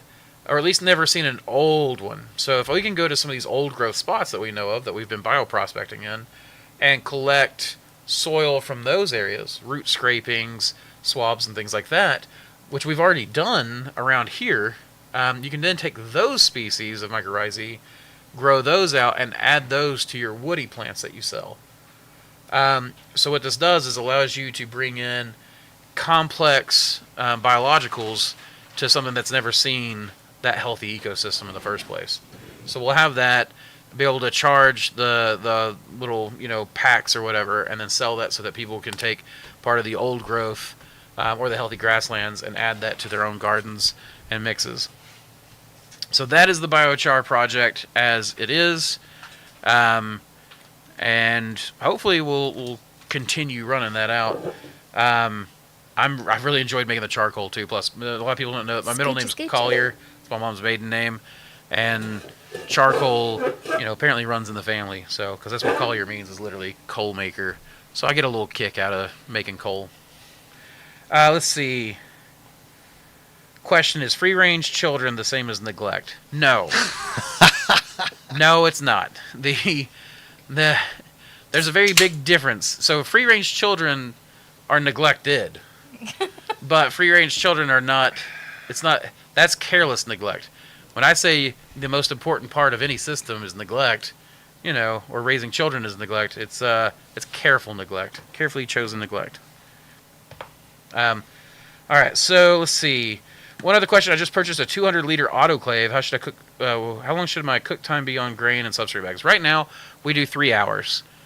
For the cook time, we used to do 2.5, and we did really well with that. But we just increased it to 3 because it's an automated system, and 30 minutes to be a little bit more sure on an automated system cost me nothing really. So that's what we went to on that. And then the cook temp. Samantha, what is our cook temp? Is it 121 or 122? It's 122, isn't it? 122 Celsius. Yeah, 122 Celsius. So, do you also do stuff with polypores? Chicken of the Woods probably is, but there are many others I'd like to work with. Also have a few to send possibly. I love polypores. Polypores are one of my favorite mushroom types. I don't know what it is. There's something about the structures that make, I prefer growing polypores over anything else, and I can't tell you why. I just really like them. Some of my favorite edibles, like Maitake, Chicken of the Woods, etc. All that stuff is really good edibles, but then you've got a lot of really good medicinals. Some of the best medicinals are polypores. You have the agarikon, turkey tail, reishi, of course, which is known as the mushroom of immortality for a reason. So yeah, that's all that. Polypores are the thing. So, what up, y'all? I'm planning to grow rainbow trout in cooler months here in Washington, and notice you mentioned feeding red wrigglers. Is your worm setup DIY or store-bought? Also, how big is it? Thanks. I have a worm tower that's store-bought. I'm bringing that back indoors right now because, it goes outside during the summertime, but wintertime it's got to be kept at a certain temp to keep them from freezing. But we use that to multiply our worms off food scraps, and then which, now that we're bringing it inside, the worm farm, the worm tower is only in operation through the winter. There we go. That's what I'm trying to say. And then it gets moved outside, and we just dump everything out into our 5-gallon buckets with the peppers and all the compost bins and stuff that we do. And then we go out there and bring a bunch back into the worm tower for the winter months. We also have tubs that are just homemade.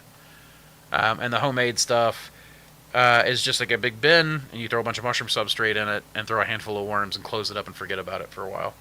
And you had our middle son go out and dig a bunch of worms too, didn't you?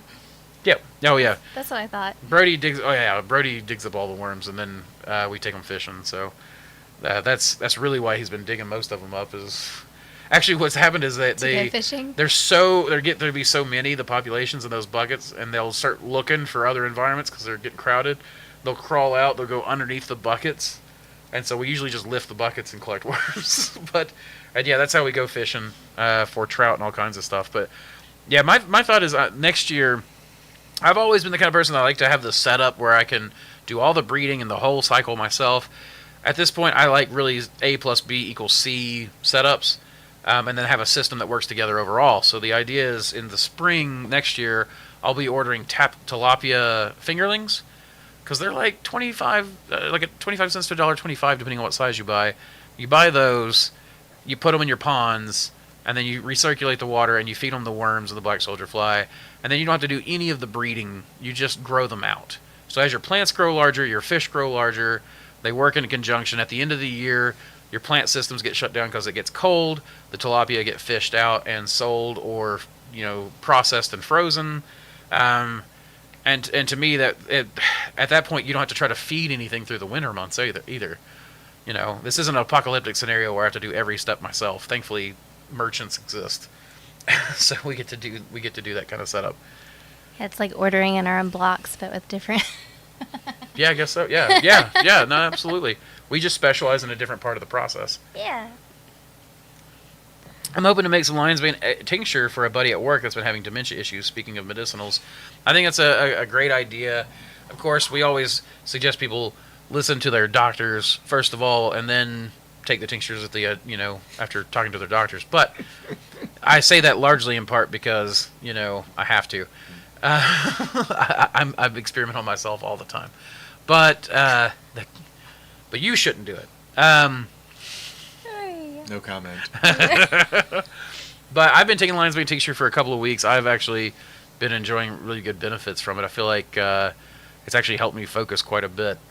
And the cordyceps, for sure, I can tell affects my blood pressure because I have apparently neuropathy in my fingers, and every time I take a cordyceps tincture or add it to my coffee, I feel like a lot of tingling and stuff in my two lower fingers on both sides. When you say you apparently have neuropathy, you mean this makes you think you have neuropathy? This makes me think I have neuropathy. I'm not like... Do you have other neuropathy-related symptoms? What do you mean? So neuropathy As is in, the like, poor circulation, feeling. right? Yeah. Yeah. Yeah, like I've got apparently when I take the cordyceps, like my nose will go cold. It definitely opens up. I feel like it's a vasodilator. Like a cooling sensation. So I get that. Yeah. But, well, no, we don't have to argue this right now. Well, fair enough. We can go into it later, but I don't. When I say this, I just assume. But I would assume that it's not an indicator that you have something wrong with you. I would assume that's an indicator that your peripheral vasculature is automatically going to be less perfused. It is an indicator that the stuff is doing something, though. Absolutely, yeah. Because if you go from having normal level of feeling in your fingertips to having an increased level of feeling in your fingertips, then something's happening. And what you're talking about is it's getting more blood flow. Right. To the peripheral. So I assumed it was something like neuropathy because of the tingling sensation, which I would assume is... I don't know. I would assume that that's just you're getting... Well, the nerves are being stimulated in a way that they aren't normally. That's a fair point. So hopefully not neuropathy, but... Yeah, neuropathy would be like a degenerative nervous disease. I mean, you're speaking very generally, right. But even still... To be fair, your blood is a bit thicker than normal. So Yeah, I wonder if it has like true. a I blood have thinning blood issues, capability so- or... And by no Weird means swamp blood. am I saying that that it's not working. In fact, I'm agreeing that's working. I'm just afraid of you labeling jumping it. to the conclusion that you have something wrong with you. Fair enough. I mean, we know that, but the we don't type. need to have extra things wrong with you. Exactly. Absolutely. But yeah, I mean, I love, like... Mr. Denise is actually one of the ones that kind of got me back into it. I used to do... I used to make tinctures and stuff and all kinds of things back in the day. So you mentioned triple extraction, like warm water, alcohol, and you mentioned pressure. I'm not familiar with warm and then pressure. Additionally, I have some experience with ultrasonic. Anyways, what is the triple extraction about? I mean, we're using pressure and heat as in the water part of the extraction. So you're using pressure to crack the cell walls, and you're using... it's like anytime you're pressure cooking anything, right? So you use to do our water extracts. We're doing a pressure extraction. So that's the triple extraction. It's still water soluble, and I do like the ultrasonics. I've played around with them. I am going to get one of the wands. I've played with the water baths, and I like those a lot. The problem is how small most of the baths are. That might be it. Yes, cordyceps can act as a blood thinner and may increase the risk of bleeding. Well, I do bleed crazily now. I used to never bleed. And now apparently I bleed, and I thought it was like a crazy amount. And Samantha's like, that's like a normal amount of blood. Apparently I just had thick... I had Fremen clotting factors. Oh yeah, you got the clotting evolution. Can't waste that water, baby. But that's the triple extraction. Going back to that, that's the we're taking the mushrooms. We're doing an alcohol extraction for alcohol soluble. We're doing a water extraction via pressure and heat. I am convinced that the water solubility is probably the most important part, but that's what that's about. What are common issues faced when scaling up from 25 pounds a week to 100 plus? Just for some new customers and focusing on overproducing. So a lot of common issues are you're going to be bottlenecking. Refrigeration. So like you'll find every time that you increase that you cover one bottleneck, and then immediately you're introduced to 3 more, right? So then you got to find those, you got to solve those bottlenecks, and there are thankfully you can go technique heavy over tool heavy, or technology heavy, and the techniques can do a lot of things. So like if you do your planting and your pick schedules to where it's like, okay, I pick the day before deliveries, and then I pick the day of deliveries, and the day before goes in the refrigerator, and then the day of goes straight in the vehicle for deliveries. Now you only have to have half the refrigeration space, and then you do that again on your second delivery day. And this way, if you're delivering twice, you can have a much smaller refrigerator. You can also, there are CoolBots, but there are now newer versions of the CoolBot which cost even less, right? A CoolBot might cost like $300. Now there's like a version I think it costs $60 or something like that. Oh, there's some really neat build outs with CoolBots that we've There's- seen that people have sent us, and oh my From goodness. trailers to, I saw someone take a pickup, put a camper on it, do spray foam insulation, put a window unit and an inverter, and then use this truck to run the air conditioner. And then now he's got a truck that's capable of being refrigerated, and he travels like all over the place and buys produce really cheap from the direct farms like Monterey mushrooms or something like that, and then goes and distributes those himself to restaurants.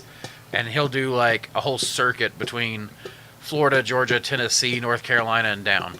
And he just, as he goes, he's got like different stops where he buys certain produce and then he sells that along his route. And it's a really cool setup. How hard is that on your truck battery? I don't know, but if you're making good enough profit and it's worth it, then Is he just using the primary battery for the? I'm not sure. I'm not sure the exact setup on the battery setup. I know that he had an inverter running off 12 volt. Even if it does draw down the battery, and the battery's $100, Right. so probably worth it. Worth it. It's probably a business expense that could be very easily built into the cost of doing business.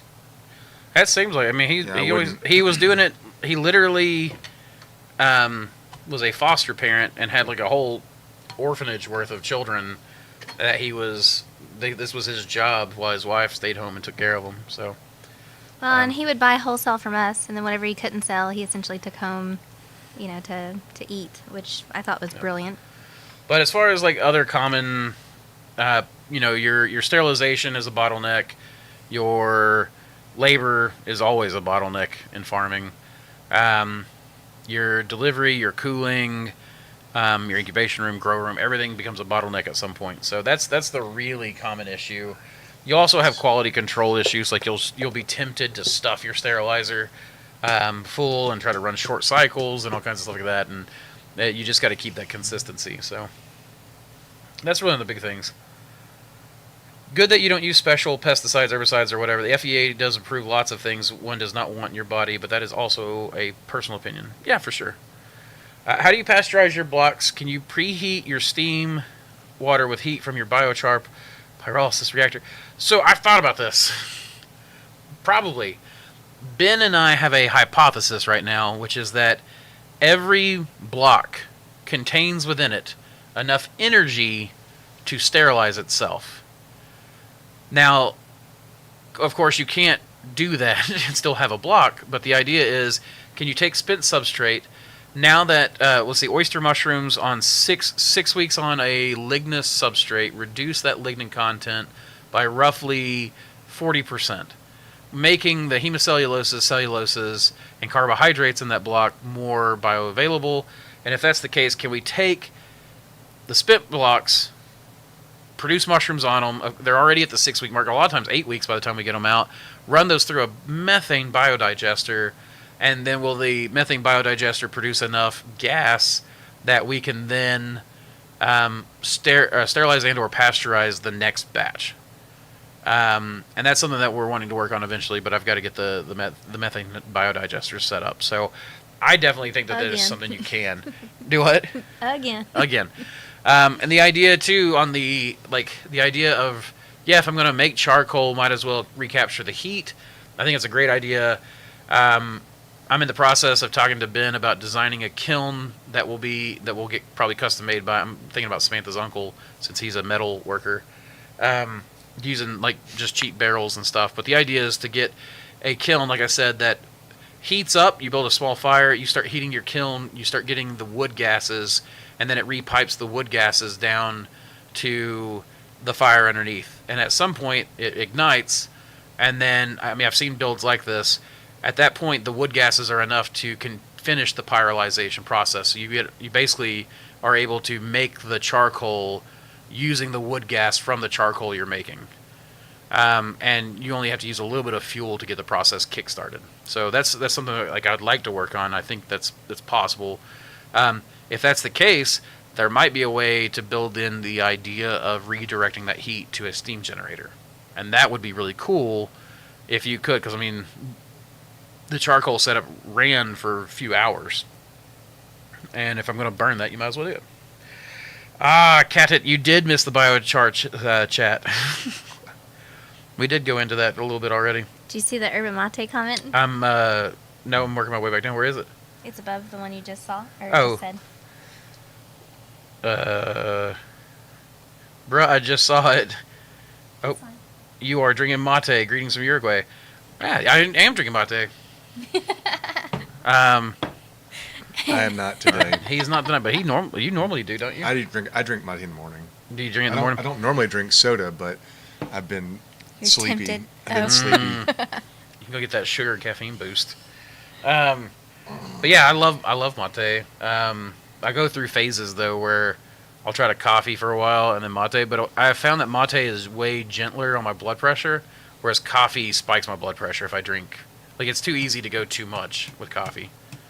So, but for some reason the mate, which I think actually contains more caffeine in it than coffee does, I think where you're cycling through it so much that it, especially since Well, you're certainly. I mean, if it's this, so if the dose Yeah. is the same, or if the dose is higher, you're drinking twice or 3 times as much water right. per dose of mate versus dose of coffee. Go ahead. Yeah, that's exactly what I was thinking. Is that it's stretched out, it's diluted, but you're still getting the caffeine, Smells and it good. also has like a Yeah, but I've not had gentle- it like, I think you know, I made it wrong each time you because drink it, the was very caffeine gets bad. lower. Drink So she, the first here, he wants some. So, Okay, one that was very, very hot. Two that tastes we like won't go grass. through the whole ritual this time, right? Yes, it's hot, dirty grass water. That's exactly That's right. exactly what it is. Which is beautiful in of its own. Well, it has a very simple kind of comforting taste to it. Thank you. Yeah, they found lots of that Terra Preta stuff. So cool, nice that you guys also get on that. Like also the other permaculture and aquaculture stuff. Yeah, I want to bring the farm back more less from a commodity farming standpoint to more of a permaculture setup. I think I was talking to Charles the other day and told him, you know, I don't know what's going on, but I feel like my old hippie self coming back. And by simple, you may have said the same thing. It's the planets, bro. Is that what it is? Yeah, we're at the appropriate stage in the planetary alignment. I'll And, take it. It's like a 15-year planetary alignment cycle, and it brings you back to the correct one. And so, like I know we're in the right age now, of Aquarius right now, what is we got? Saturn is right there, just to the west of Orion. Yeah. And no, not Saturn, Jupiter. Jupiter's up there next to The big Orion one. right now. And Venus is the evening star again. So, I mean, yeah, the planets are coming back, baby. That works for me. That's as good enough as this is why we're anything. having Hurricane Milton. Oh, well, fair enough. Make the planets great again. Make the planets great again. Mappa? That needs to be shared. Make planets great again. So, It's Mappa. yeah. Okay. Mapga. Mapga. Mapga. Yeah, Mapga. Mapga. Mapga. And by simple, I meant like it's not convoluted by a bunch of flavors and stuff like that. Yeah, absolutely. Oh, crap. We Sugar. haven't done a sponsor, so a Shame word from our on you. sponsor.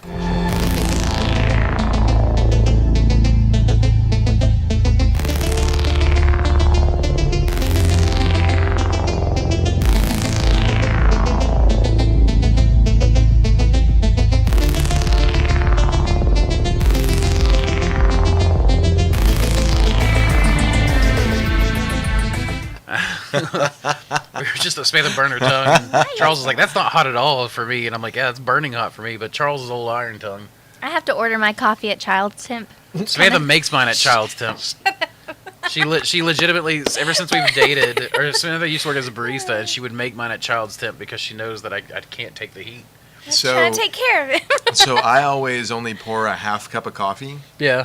because it keeps it from cooling down You like too it fast. hot So like that? I want it as hot as I can get it out of the pot. So I do a half cup and leave the rest in the pot and leave the pot on. Yeah, he drinks so that boiling it keeps water. it hot. Molten lava. You're basically Suitor.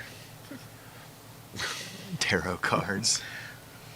Don't bring out this tarot cards. I got some of those. I got some of I those can go too. get them. Well, I was going to say, we can go get the tarot cards. You've not had a reading unless you've had a Samantha reading. Oh, hello. Goodness. Yeah, right. Major Thump. I totally thought that was Major Trump there for a second. How long on average does it take you to isolate and stabilize a Mon/Daimon cross with desirable characteristics? I have not done any work with a Mon/Daimon cross. So, what he's talking about there is Monocaryon cross with Monocaryon, Sounds like a Pokemon. Dicaryon. Right, Pokemon. Monocaryon. You got your red Pokemon and your blue Pokemon. That's right. Monocaryon means that it has half a set of the DNA it needs to continue replicating. Dicaryon means that it has a full set, typically on species that are dicaryons. Then what he's talking about there is Isn't that a radish? a radish. It's a Daikon. Oh, so a dicaryon. What he's talking about there is that there's a dicaryon, a way to mate a single half of the genetic information with a organism that already has the full set. I have not done any of that work. So all the work that I've done is either in mass spore inoculation or in mono-to-mono crosses, which is where you just try to dilute down to a single spore, or there are ways, what they call decaryotisation, where you try to take a organism that has the complete set, and then you stress it to the point that it then subdivides into its monocaryon parts, which is a really cool aspect of fungal biology and breeding. But I have not done that work either. So most of my work is just in monocaryon to monocaryon, or in mass spore inoculation, like PF type style, spore drops and things like that. So there are lots of different ways to breed mushrooms and strategies, and what strategy you're going to use is based on what kind of results you're looking for. So I haven't really worked with that. Ed Grand is a great person to talk to about that. His live streams, I forgot which days his live streams on. Ed, if you're still on, why don't you please comment with when you do your live streams. But if not, I'm sure you can just go to his. I think it's just Ed Grant. Ed Grand. Ed Grand is. We're laughing at something else. Just keep on doing your thing. You can go check out his YouTube channel. He goes into that a lot. There's a bunch of other people that work on that as well. But for me to isolate, I can get a good strain isolated and cleaned up, ready to go in about 6 weeks or so. But not if I want to do testing or anything else. Like, that is legitimately just to get the strain where I want it. Spell that for After me. that, I'm going to need to do initial testing. There. I've killed... Oh, hold on. Killed me. I did. You killed me. Well, you guys are over there no. sniggering and laughing and stuff. I'm trying to spell. That is slanderous. So, I was trying to spell decaryotisation. And Google thought I said deodorization. There's that too. It's horrible. Horrible. Why not just compost heat, ADC-ish, capture? There are heat pumps to bring to boil. So, Chris, I know a lot of people that have done the compost heating. The main problem with that is the cleanup afterwards. How do you get your copper coil out of a massive compost pile? We're not talking about just cooking a little bit of substrate. We're talking about generating a lot, right? So I've seen, especially Wouter over in the Netherlands, did a massive compost pile, a massive coil in there, and apparently had great success in generating all the hot water he could possibly want. But then when the pile cooled and it came time to process that copper piping out, and the compost was all enmeshed through it, there were issues in the changeover, and he just found that it wasn't really worth it there. There are probably other ways to do it, But I haven't really looked into those. So, psilocybin works great for energy. Microdose is perfect. I'm sure it does. Hard pass. Do what? Said hard pass. Yeah, but it also affects Oh, the I way you're didn't going say to that treat into the the day. mic. Tell him to break. Oh, that was him to use the Thoth deck. I don't know what the Thoth deck is. We use the Wildwood Tarot. So typically. Thoth is the bird god, the psychopomp from the Egyptian mythology, Oh, right? yeah. So if you remember, Yeah, he's got that little crook. If you remember Mr. Ibis from American Gods, he's Thoth. Yeah. Okay. So Yeah. one of the major roles of Thoth was so he's a psychopomp, which means he takes people to the underworld. Is he the And- one that weighs the heart?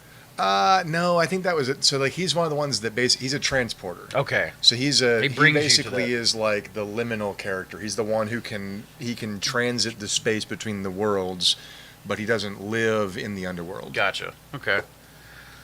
Gotcha. The one doing the weighing is Anubis or somebody. Okay. I don't know. I'm not that well versed in it, but it's Anubis or something like that. I was trying to think of who it was, but yeah, I gotcha. Good book. Great I book. enjoy the art. Yeah. Which art? But I don't know the Thoth tarot deck. Yeah, I so don't either. I just know Thoth Are you talking about? Do you enjoy the artwork in the Thoth deck in the Wildwood deck. or the Wildwood Yeah. Tarot? Yeah. That Yeah. I like collecting things for the art as well. And then I don't know. It's We have a just, mushroom tarot that we don't use that was fun. I always said the Crowley deck. Okay, like Aleister Crowley. Yeah, it's one of Makes the sense. major ones, I guess. Mon to Daimon would take months because they would have to be fruited to see the characteristics. Yeah, absolutely. Like that's one of the big things about that is that it takes a long. It's a long. Y'all are cycle. fucking spoiled.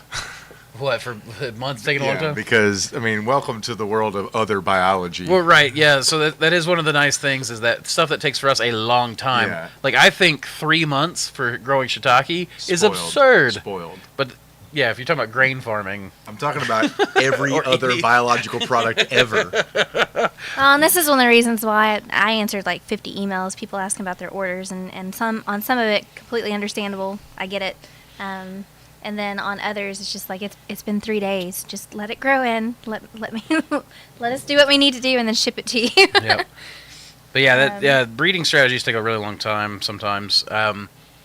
Even mass spore inoculation can take a really long time, in particular if you're trying to get a lot of colonies off of it. I'm building a laminar flow box. I'm having trouble finding the HEPA filter, 24 by a 48 by 5 and 7/8. Where can I find it at a great price? Check eBay. I know a lot of people buy HEPA filters on eBay. You're going to have to look at multiple factors, not just the 99.99% filtration. You're going to have to get the appropriate flow rate for the fan that you're using. If you get a fan that's more powerful than your filter, then your filtration efficiency is going to go down. So it can go down to like 95% or something like that. That's why I prefer building filters over getting the FFUs. The FFUs work, but they'll filter twice as much air at the same level of filtration, the 99.9%, for the same price. You just have to build the box around it. So, thankfully, a HEPA filter box is pretty easy to build. But Edward Grand, I will do a live stream tomorrow. So Ed Grand's on here. He's like I said, he's the guy I would talk to about Mon and Daimon. I'll do a live stream tomorrow, but not sure what time. Lots of videos on my YouTube channel about Mon and Daimon crosses. Okay, so he's already got information out there, but he'll also do one tomorrow. If you go subscribe and then hit that you get notifications, when he goes live, you'll know. I may see if I can check in on that one. So I do Daimons in the spawn bag now. Speeds up the process a lot. Some will exchange nuclei, Buller phenomenon. Some won't. You'll either get the original Dicarian fruit or 1 or 2. So there you go. That actually would be interesting. That would speed it up a lot. So Ed, I'm going to have to get on the live stream and ask you some questions at some point, or just chat with you. Or 2 of the new combinations, or all 3. That would be interesting. Get all 3. Real quick, let's go to one more sponsor since we're so close to the end, and I forgot those earlier. Be right back. Introducing the future of mycology. Dr. Silurian's Elixir of Mycelial Mastery. This isn't your average culture mix. It's a revolution in a packet, crafted for the dedicated cultivator seeking unparalleled growth. Experience the visual alchemy of this masterful brew. As you mix 10 grams with 500 milliliters of water, watch the solution transform into a rich, amber spectacle, the hallmark of a nutrient-dense sanctuary for your burgeoning mycelium. This is where vibrant color meets vibrant life, setting our elixir apart from the ordinary clear liquid cultures. Prepare to be captivated. Mix 10 grams of Dr. Silurian's elixir with 500 milliliters of water, add a stir bar for thorough integration, and sterilize the blend at 15 psi for 45 minutes. Once cooled, introduce your favorite culture into this perfectly prepared, nutrient-rich environment. Watch in awe as the elixir works its magic, unveiling a mycelial masterpiece before your eyes. Choose Dr. Silurian's Elixir of Mycelial Mastery for a mycological adventure that's as visually enchanting as it is potent. Welcome back to me. I'm back. And we're all back, all three of us. Voice man. That's the voice. That's the voice of Dr. Silurian's Elixir of Mycelial Mastery. So, I've been alone in the woods with that guy. Yeah. Yeah.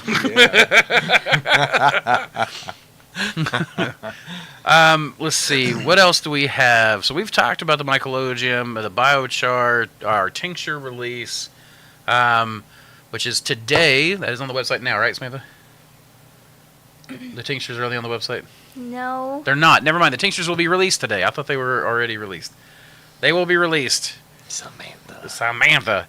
As well as the Golden Oyster. I will work on the Golden Oyster and help her out with that, so that way we get that stuff up for you guys. But we'll have the Akron Gold, the which is the one that everyone's been asking about. The Nova Gold we talked about today, and then the Mossy Creek Gold, which is our local Golden Oyster we found just right down from the shop. And then we'll also do the tinctures. And we're going to have a Golden Oyster tincture come out and a Maitake in the next little bit. But the first three that'll be available today are the Oyster Mushroom Tincture, the Reishi Mushroom Tincture, the Enoki Mushroom Tincture. Oh, and the Lion's Mane. That's 4 today. Sorry, it's 4 today, not 3. It was originally 3. But we got to bottling. So, all of those will be released hopefully this evening. And again, don't forget your code GOLDEN. Hey, it's very nice. See, you can see her page. Do you want me to pull the thing back up? Oh. Yeah, I can. Oh. Yeah. I see. Looks good. Yeah, I think it looks great. I mean, That's a you good can't mock-up. see Samantha anymore, but it looks good. Well, we could earlier. Before she scooted so you're over. saying it's my fault. That's your fault. Oh. But, yeah, so we'll have those out. Again, make sure to use your code. The Maitake Trials. Yeah, thank you. Hey, I ate some of those. He did. Dang it, I should have gotten a picture from you about that. There is a picture. You can put it on the thing. He put it on a biscuit. It's not a biscuit. What is it? It was bread. Toast. No, it's my homemade bread. Ah. You're back. You're here, Just- Spanky. You I are a cut little it bit late open. for the biochar talk. We were discussing that maybe 30, 40 minutes ago.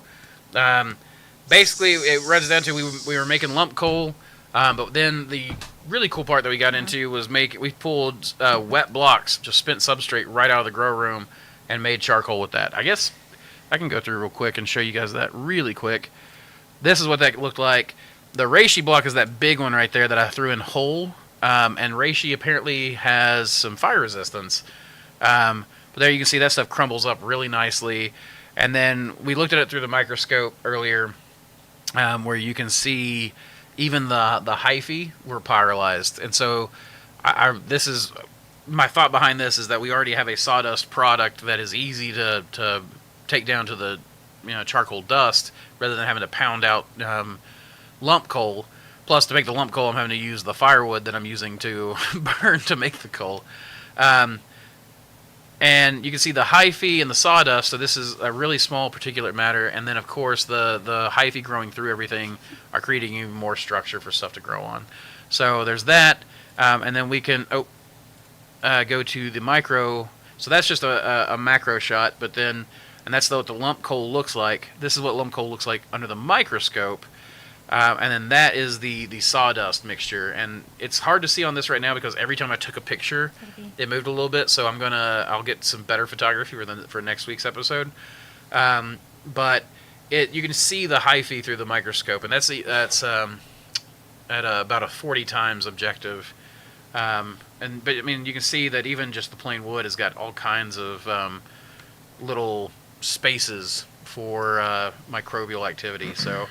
So one of the powers of the charcoal is that the pyrolyzed wood sticks around for a really long time, allows for a lot of bacteria and fungus and things to grow, and basically acts as like a biological battery for the soil where things live and die and create a cycle of renewal where it constantly makes things available to the plants in the soil. So, Hence bio. Absolutely. Rather than just char. Absolutely. Oh, crap. I don't see my pictures for the Maitake Trials.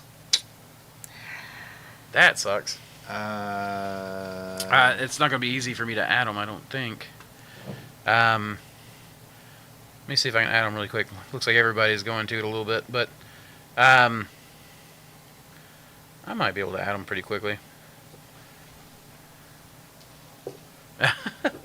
That's on the toast. Yeah, I don't. There's a way for me to zoom in, but yeah, I don't think it's gonna. Well, we were gonna do pictures of food. Yeah, let's watch videos of pictures of food. That's right. That's some gripping, entertaining television right there. No kidding. Dang it! I'm gonna have to find it too. Well, guys, that's okay. I mean, we got 9 minutes anyways. We'll do Maitake next time. I apologize. That's my bad on that one. I got this one. That you can't see that. You got to remember too. The field of focus is right here, so you get closer to make it bigger. But well, no, I don't mean like in front of it. I just mean like down this line. So yeah, it's We'll share it on the Mossy Creek Mushroom Stories. Well, if you go to the story, you can see on Instagram. You can see some of the pictures and stuff that Samantha took. If you go to sreed, is it sreed.mossy creek mushrooms on Instagram? That's yours. Yeah, she's got some new videos of that as well.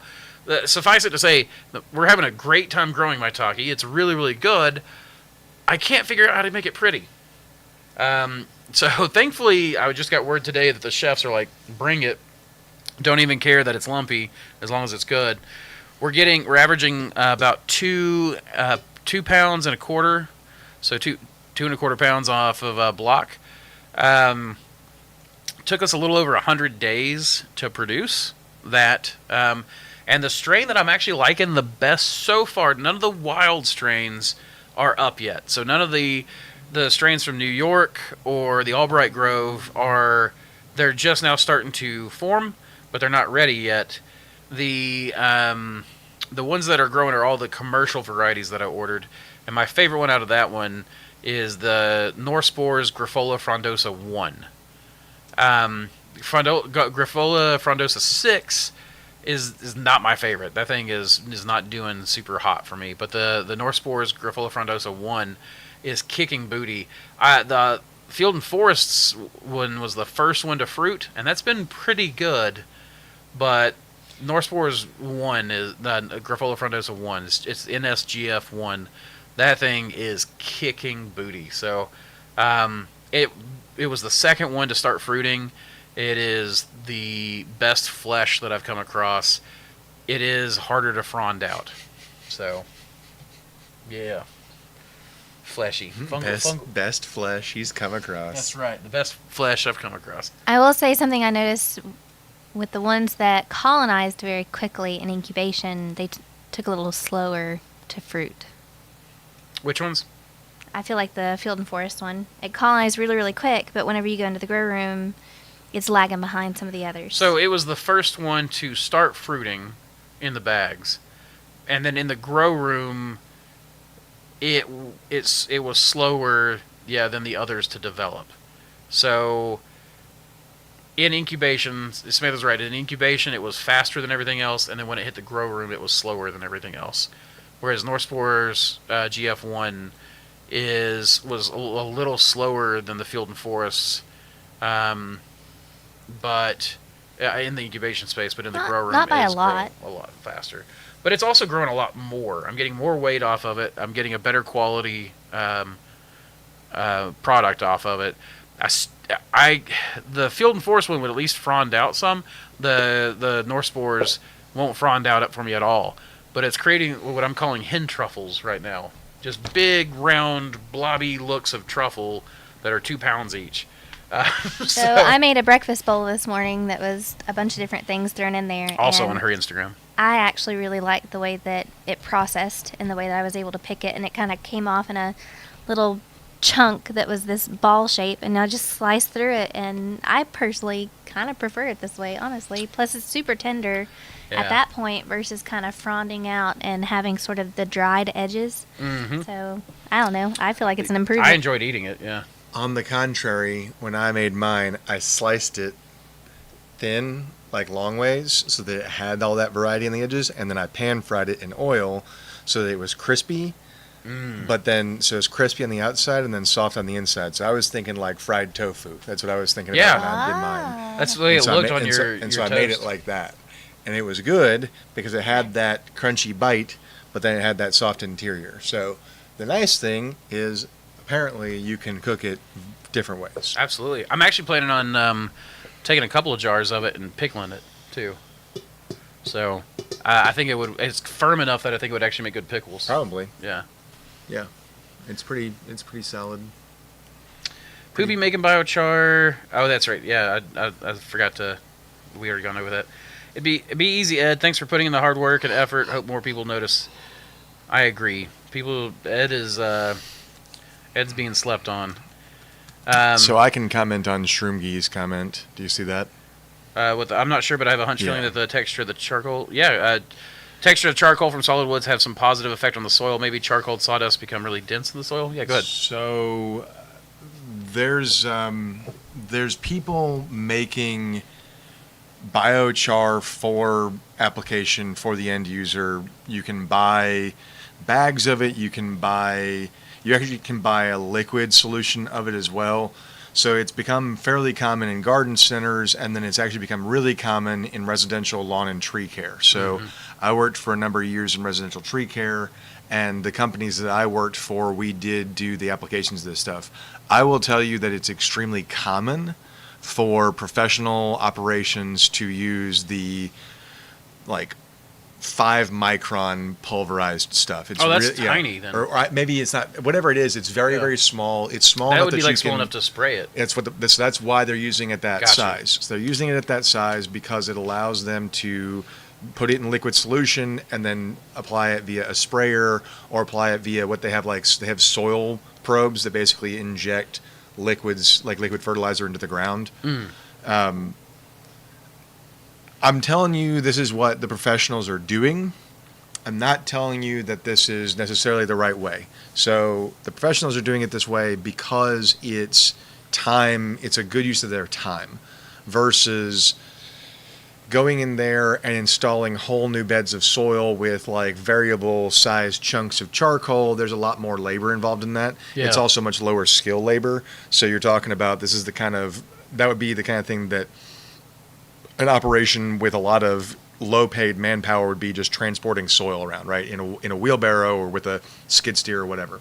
So I don't want to jump out there and make a claim that because this is why it's being done by the professionals, it is the right way. But I will tell you that these little biochar pieces are habitat, but they're habitat for organisms that are really fucking small. Right. And so even the small size stuff, that's really, really almost hard to see, that's powder form to us, is a significant size in the microbiological scale. As far as big chunks go, I mean, it really becomes the question of what's your target biota, because I don't know. I mean, when you're talking about chunks that are I'm thinking charcoal briquettes, right? A charcoal briquette is earthworm and millipede sized habitat as opposed to microbiological sized habitat. So I don't know that those big things are going to have any appreciable impact on the texture of the soil. Certainly, one of the things that they talk about with the charcoal of any size is that its crystalline structure resists compaction. Right. So you can break it up, but it doesn't compact. So this person, Shrimgi, was asking about it becoming dense in soil, but I would say it actually should, even in a powdered form, have the opposite effect, because the soil normally will compact, but the charcoal would create, at least if it's sufficiently distributed, it would create areas that are less resistant to compaction.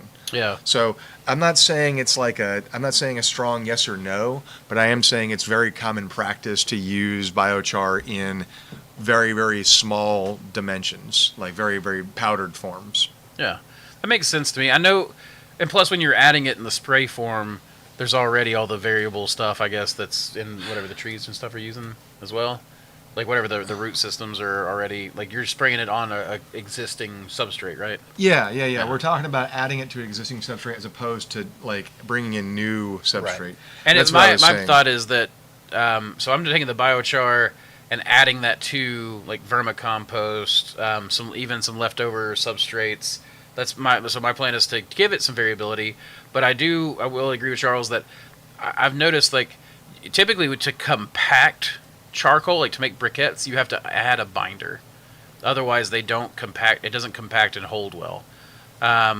Even when it looks, fairly compacted to us, it's actually quite airy. You can look at it. It's really, really quite cool.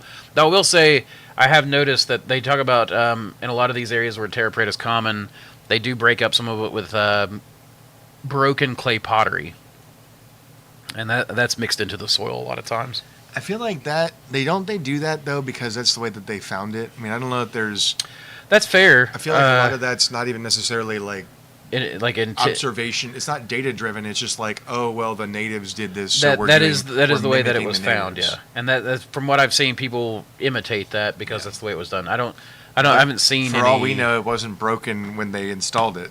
That's actually a good point. Maybe they literally had pots there. Yeah, so that maybe it wasn't. I mean, I don't know. And this is me just sort of like exhibiting like a light, not aggressive skepticism, where I'm like, okay, what other questions can we be asking before we jump to conclusions about this stuff? Absolutely. So that is the scientific method. There are publications.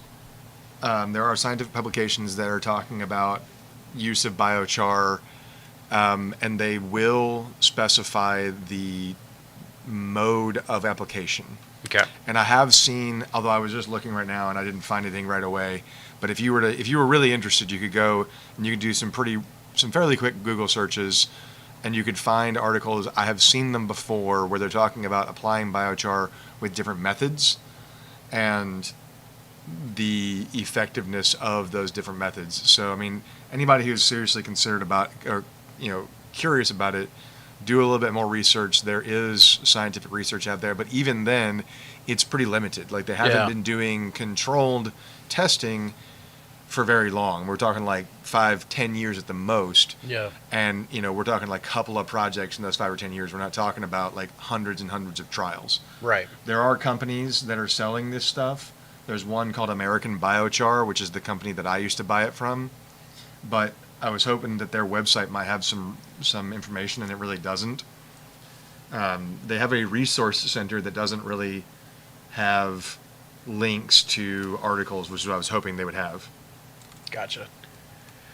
Someone, Falcor, said, wasn't it common to use pots and soil for a watering point? And that is true, too. I wonder how much of that was those were added as a way to hold water where they leach it slowly. And then how much of that was broken up by tree roots and things growing and... Yeah, I've heard about like unfired or unglazed clay. Yep. And there's even like some talk of specific consistencies of the clay to have more or less pore space within the walls of the clay itself. Yep. And using them as water retention reservoirs. You could like literally think of it as a physical reservoir in the soil, where if the soil is sufficiently moist, the water will not draw out. And once the soil starts to get dry, that water will start to, exfiltrate out of the clay. So, I think that there's definitely I wasn't at all saying that the clay wouldn't be a good idea. I just don't know Right. enough about it. But I have heard that people do that as a water reservoir. I think I've seen some people doing that on some permaculture videos I was watching recently. They were mainly out in the desert, and so it was a way to put the water directly underground and protect it, where it would slowly leach out or whatever. But I think that'd be cool. mean, you could do that. So are you talking about like actually burying a pot Yeah, that's unglazed and then then pouring, and then so it actually leaches laterally? Yep. That actually sounds like a good idea. yeah, So that's that's not even a broken pot though. That's just an unglazed pot. right. But I wonder that's how a many cool of idea. those broken pots were Yeah. that. Well, and that's where I mean I don't know enough about archaeology to know if an archaeologist finds a broken pot, can they tell when it was broken? That's a good point. I don't know. And maybe the answer is yes. I don't know. I really don't. That would take some reading. I mean, you could maybe look at the weathering of the edges. Like that's where I would start to look if I was trying. But then again, the question is, with the dating tools that they have, it's always within a range. Mm-hmm. So if the range overlaps the age of the pot, then you can't find out when it was broken. Fair enough. But if it doesn't, then you could. And that's, once again, a function of what tools you're using, how old is it, etc. Absolutely, Weathering and everything else. That would be a really good question for Dr. Mattingly. it would actually. That would be cool. We should talk to him. We absolutely should. Andrew gives great advice and info also. Thank you. I appreciate that. And so many great tricks of the trade to take note of here at Mossy Creek. Right on. I appreciate that. And yes, that is a Lego orchid flower. That is a As a birthday present. that for was a me. birthday present. I have a Father's Day present that I still need to put together, which is a cherry tree, Lego cherry tree. So It's a bonsai tree. absolutely. There are a number of Lego flowers floating around this facility. Yep. There's a and lot. they're very nice, and they're very colorful, and they persist in a way that is quite charming. Absolutely. Samantha likes to take them and mix them with, like, my son's got like a bone collection, and then she's got like, just potted plants. So she'll like put potted plants up, like the house plants. Then she'll mix in the Lego plants, and there'll be little like skulls and bones and jawbones and different things and sticks and mushrooms and geodes and rocks and stuff. Samantha's Well, got quite the naturalist little shelf. For going. years, the children have always brought me little things. It kind of started with like little daisies or and violet then the children started bringing her flowers. bones. And then they started bringing me bones and rocks and all sorts of stuff. And like all the flowers that they brought me when they were little are actually pressed in a lot of our botany books. And Yeah. so it's just kind of, Collier- we'll actually go through and we'll look up what it is and we'll press it on that page.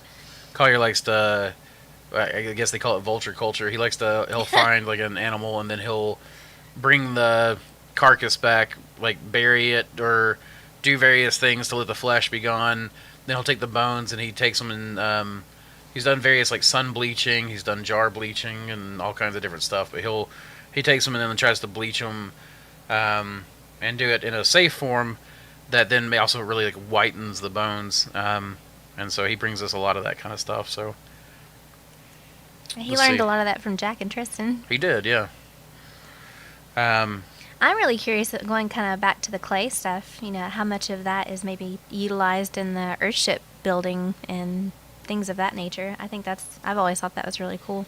Yeah, I've always liked those the glass bottle walls they do, where like you go into a Yes. room and it's lit, but it's lit in all these different colors and like it almost looks like Yep. stained glass. Yeah, I got to Very tour pretty. some of those Earth ships in New Mexico when I was out there years ago, and the ones that I toured were made of concrete, so they were like they had that sort of domed shape to them, but they were like I think they were pretty much all concrete. They might have been now I forgot. Were they more like gray in color then? I don't remember anymore. Okay. I'm realizing that I'm about to start making stuff up. So, but they did have a bunch of the recycled glass that you're talking about. And I Yeah. do remember that. They had it both in interior walls and in exterior walls. I like that a lot. The interior walls that's interesting. Well, and that helps then you can- cycle and trap Air, air, yeah. right? Okay. That's what Yeah, I was they thinking. use it like you can do it on like a sunny side, and you can take the bottle and flip it to where the open side is facing inwards, and as the sun heats it, it'll heat the air and allow the air, as it heats, the hot air escapes, it gets replaced by air, and then it will literally become like almost like a radiator. But you'd have to to make that really effective, you would have to shade that, I imagine, during the summer, or have some way to cut that off. Maybe you do something like you have an awning like Gramps used to do for his sunroom, where it's calculated out to in the wintertime it's sunny, but in the summertime the sun's higher and it shades And it. that's easy to do. The angle of declension is easy to find. Yeah. You can literally Google it based on your latitude, or you could measure it. Yeah, there we go. I mean, that's what I don't remember. I mean, Gramps obviously didn't Google it back Follow when your he built shadow. this, but I mean, his sunroom. I remember that he growing could up. have used a physical reference. I'm sure text, he or he probably could have measured did. it. Knowing Gramps, he probably used the physical reference and then calculated it out because that's kind of the guy he was. But All the ways. he had a vent in the top of his sunroom, and then that vent could be closed. But of course, during the summertime, the windows would be open, and he would have them shaded. In the wintertime, he'd close them, and that room would become hot. I remember Nana would have when I was growing up, Nana would have all kinds of flowers and plants. That room would be like a jungle. You'd walk into it, and that hot, wet air would hit you. And then when it got cool in the house, which it almost never did because it was underground on 3 sides, but he would open up that vent and turn on a fan, and that fan would pull that hot air from the house, and then he would open the door to the sunroom, and you would get a cycle, and it would just heat the entire house. It would make it hot. And then when it got like cloudy days or whatever, he would just build a fire and heat the house. I mean, it cost nothing to run that house. That's something I actually really distinctly remember is all the flowering Christmas cactuses that she had in that room when we were dating. Oh, yeah. And still. Oh yeah, during Christmas, that room would go crazy with those Christmas cactuses. Yeah. Like during the wintertime.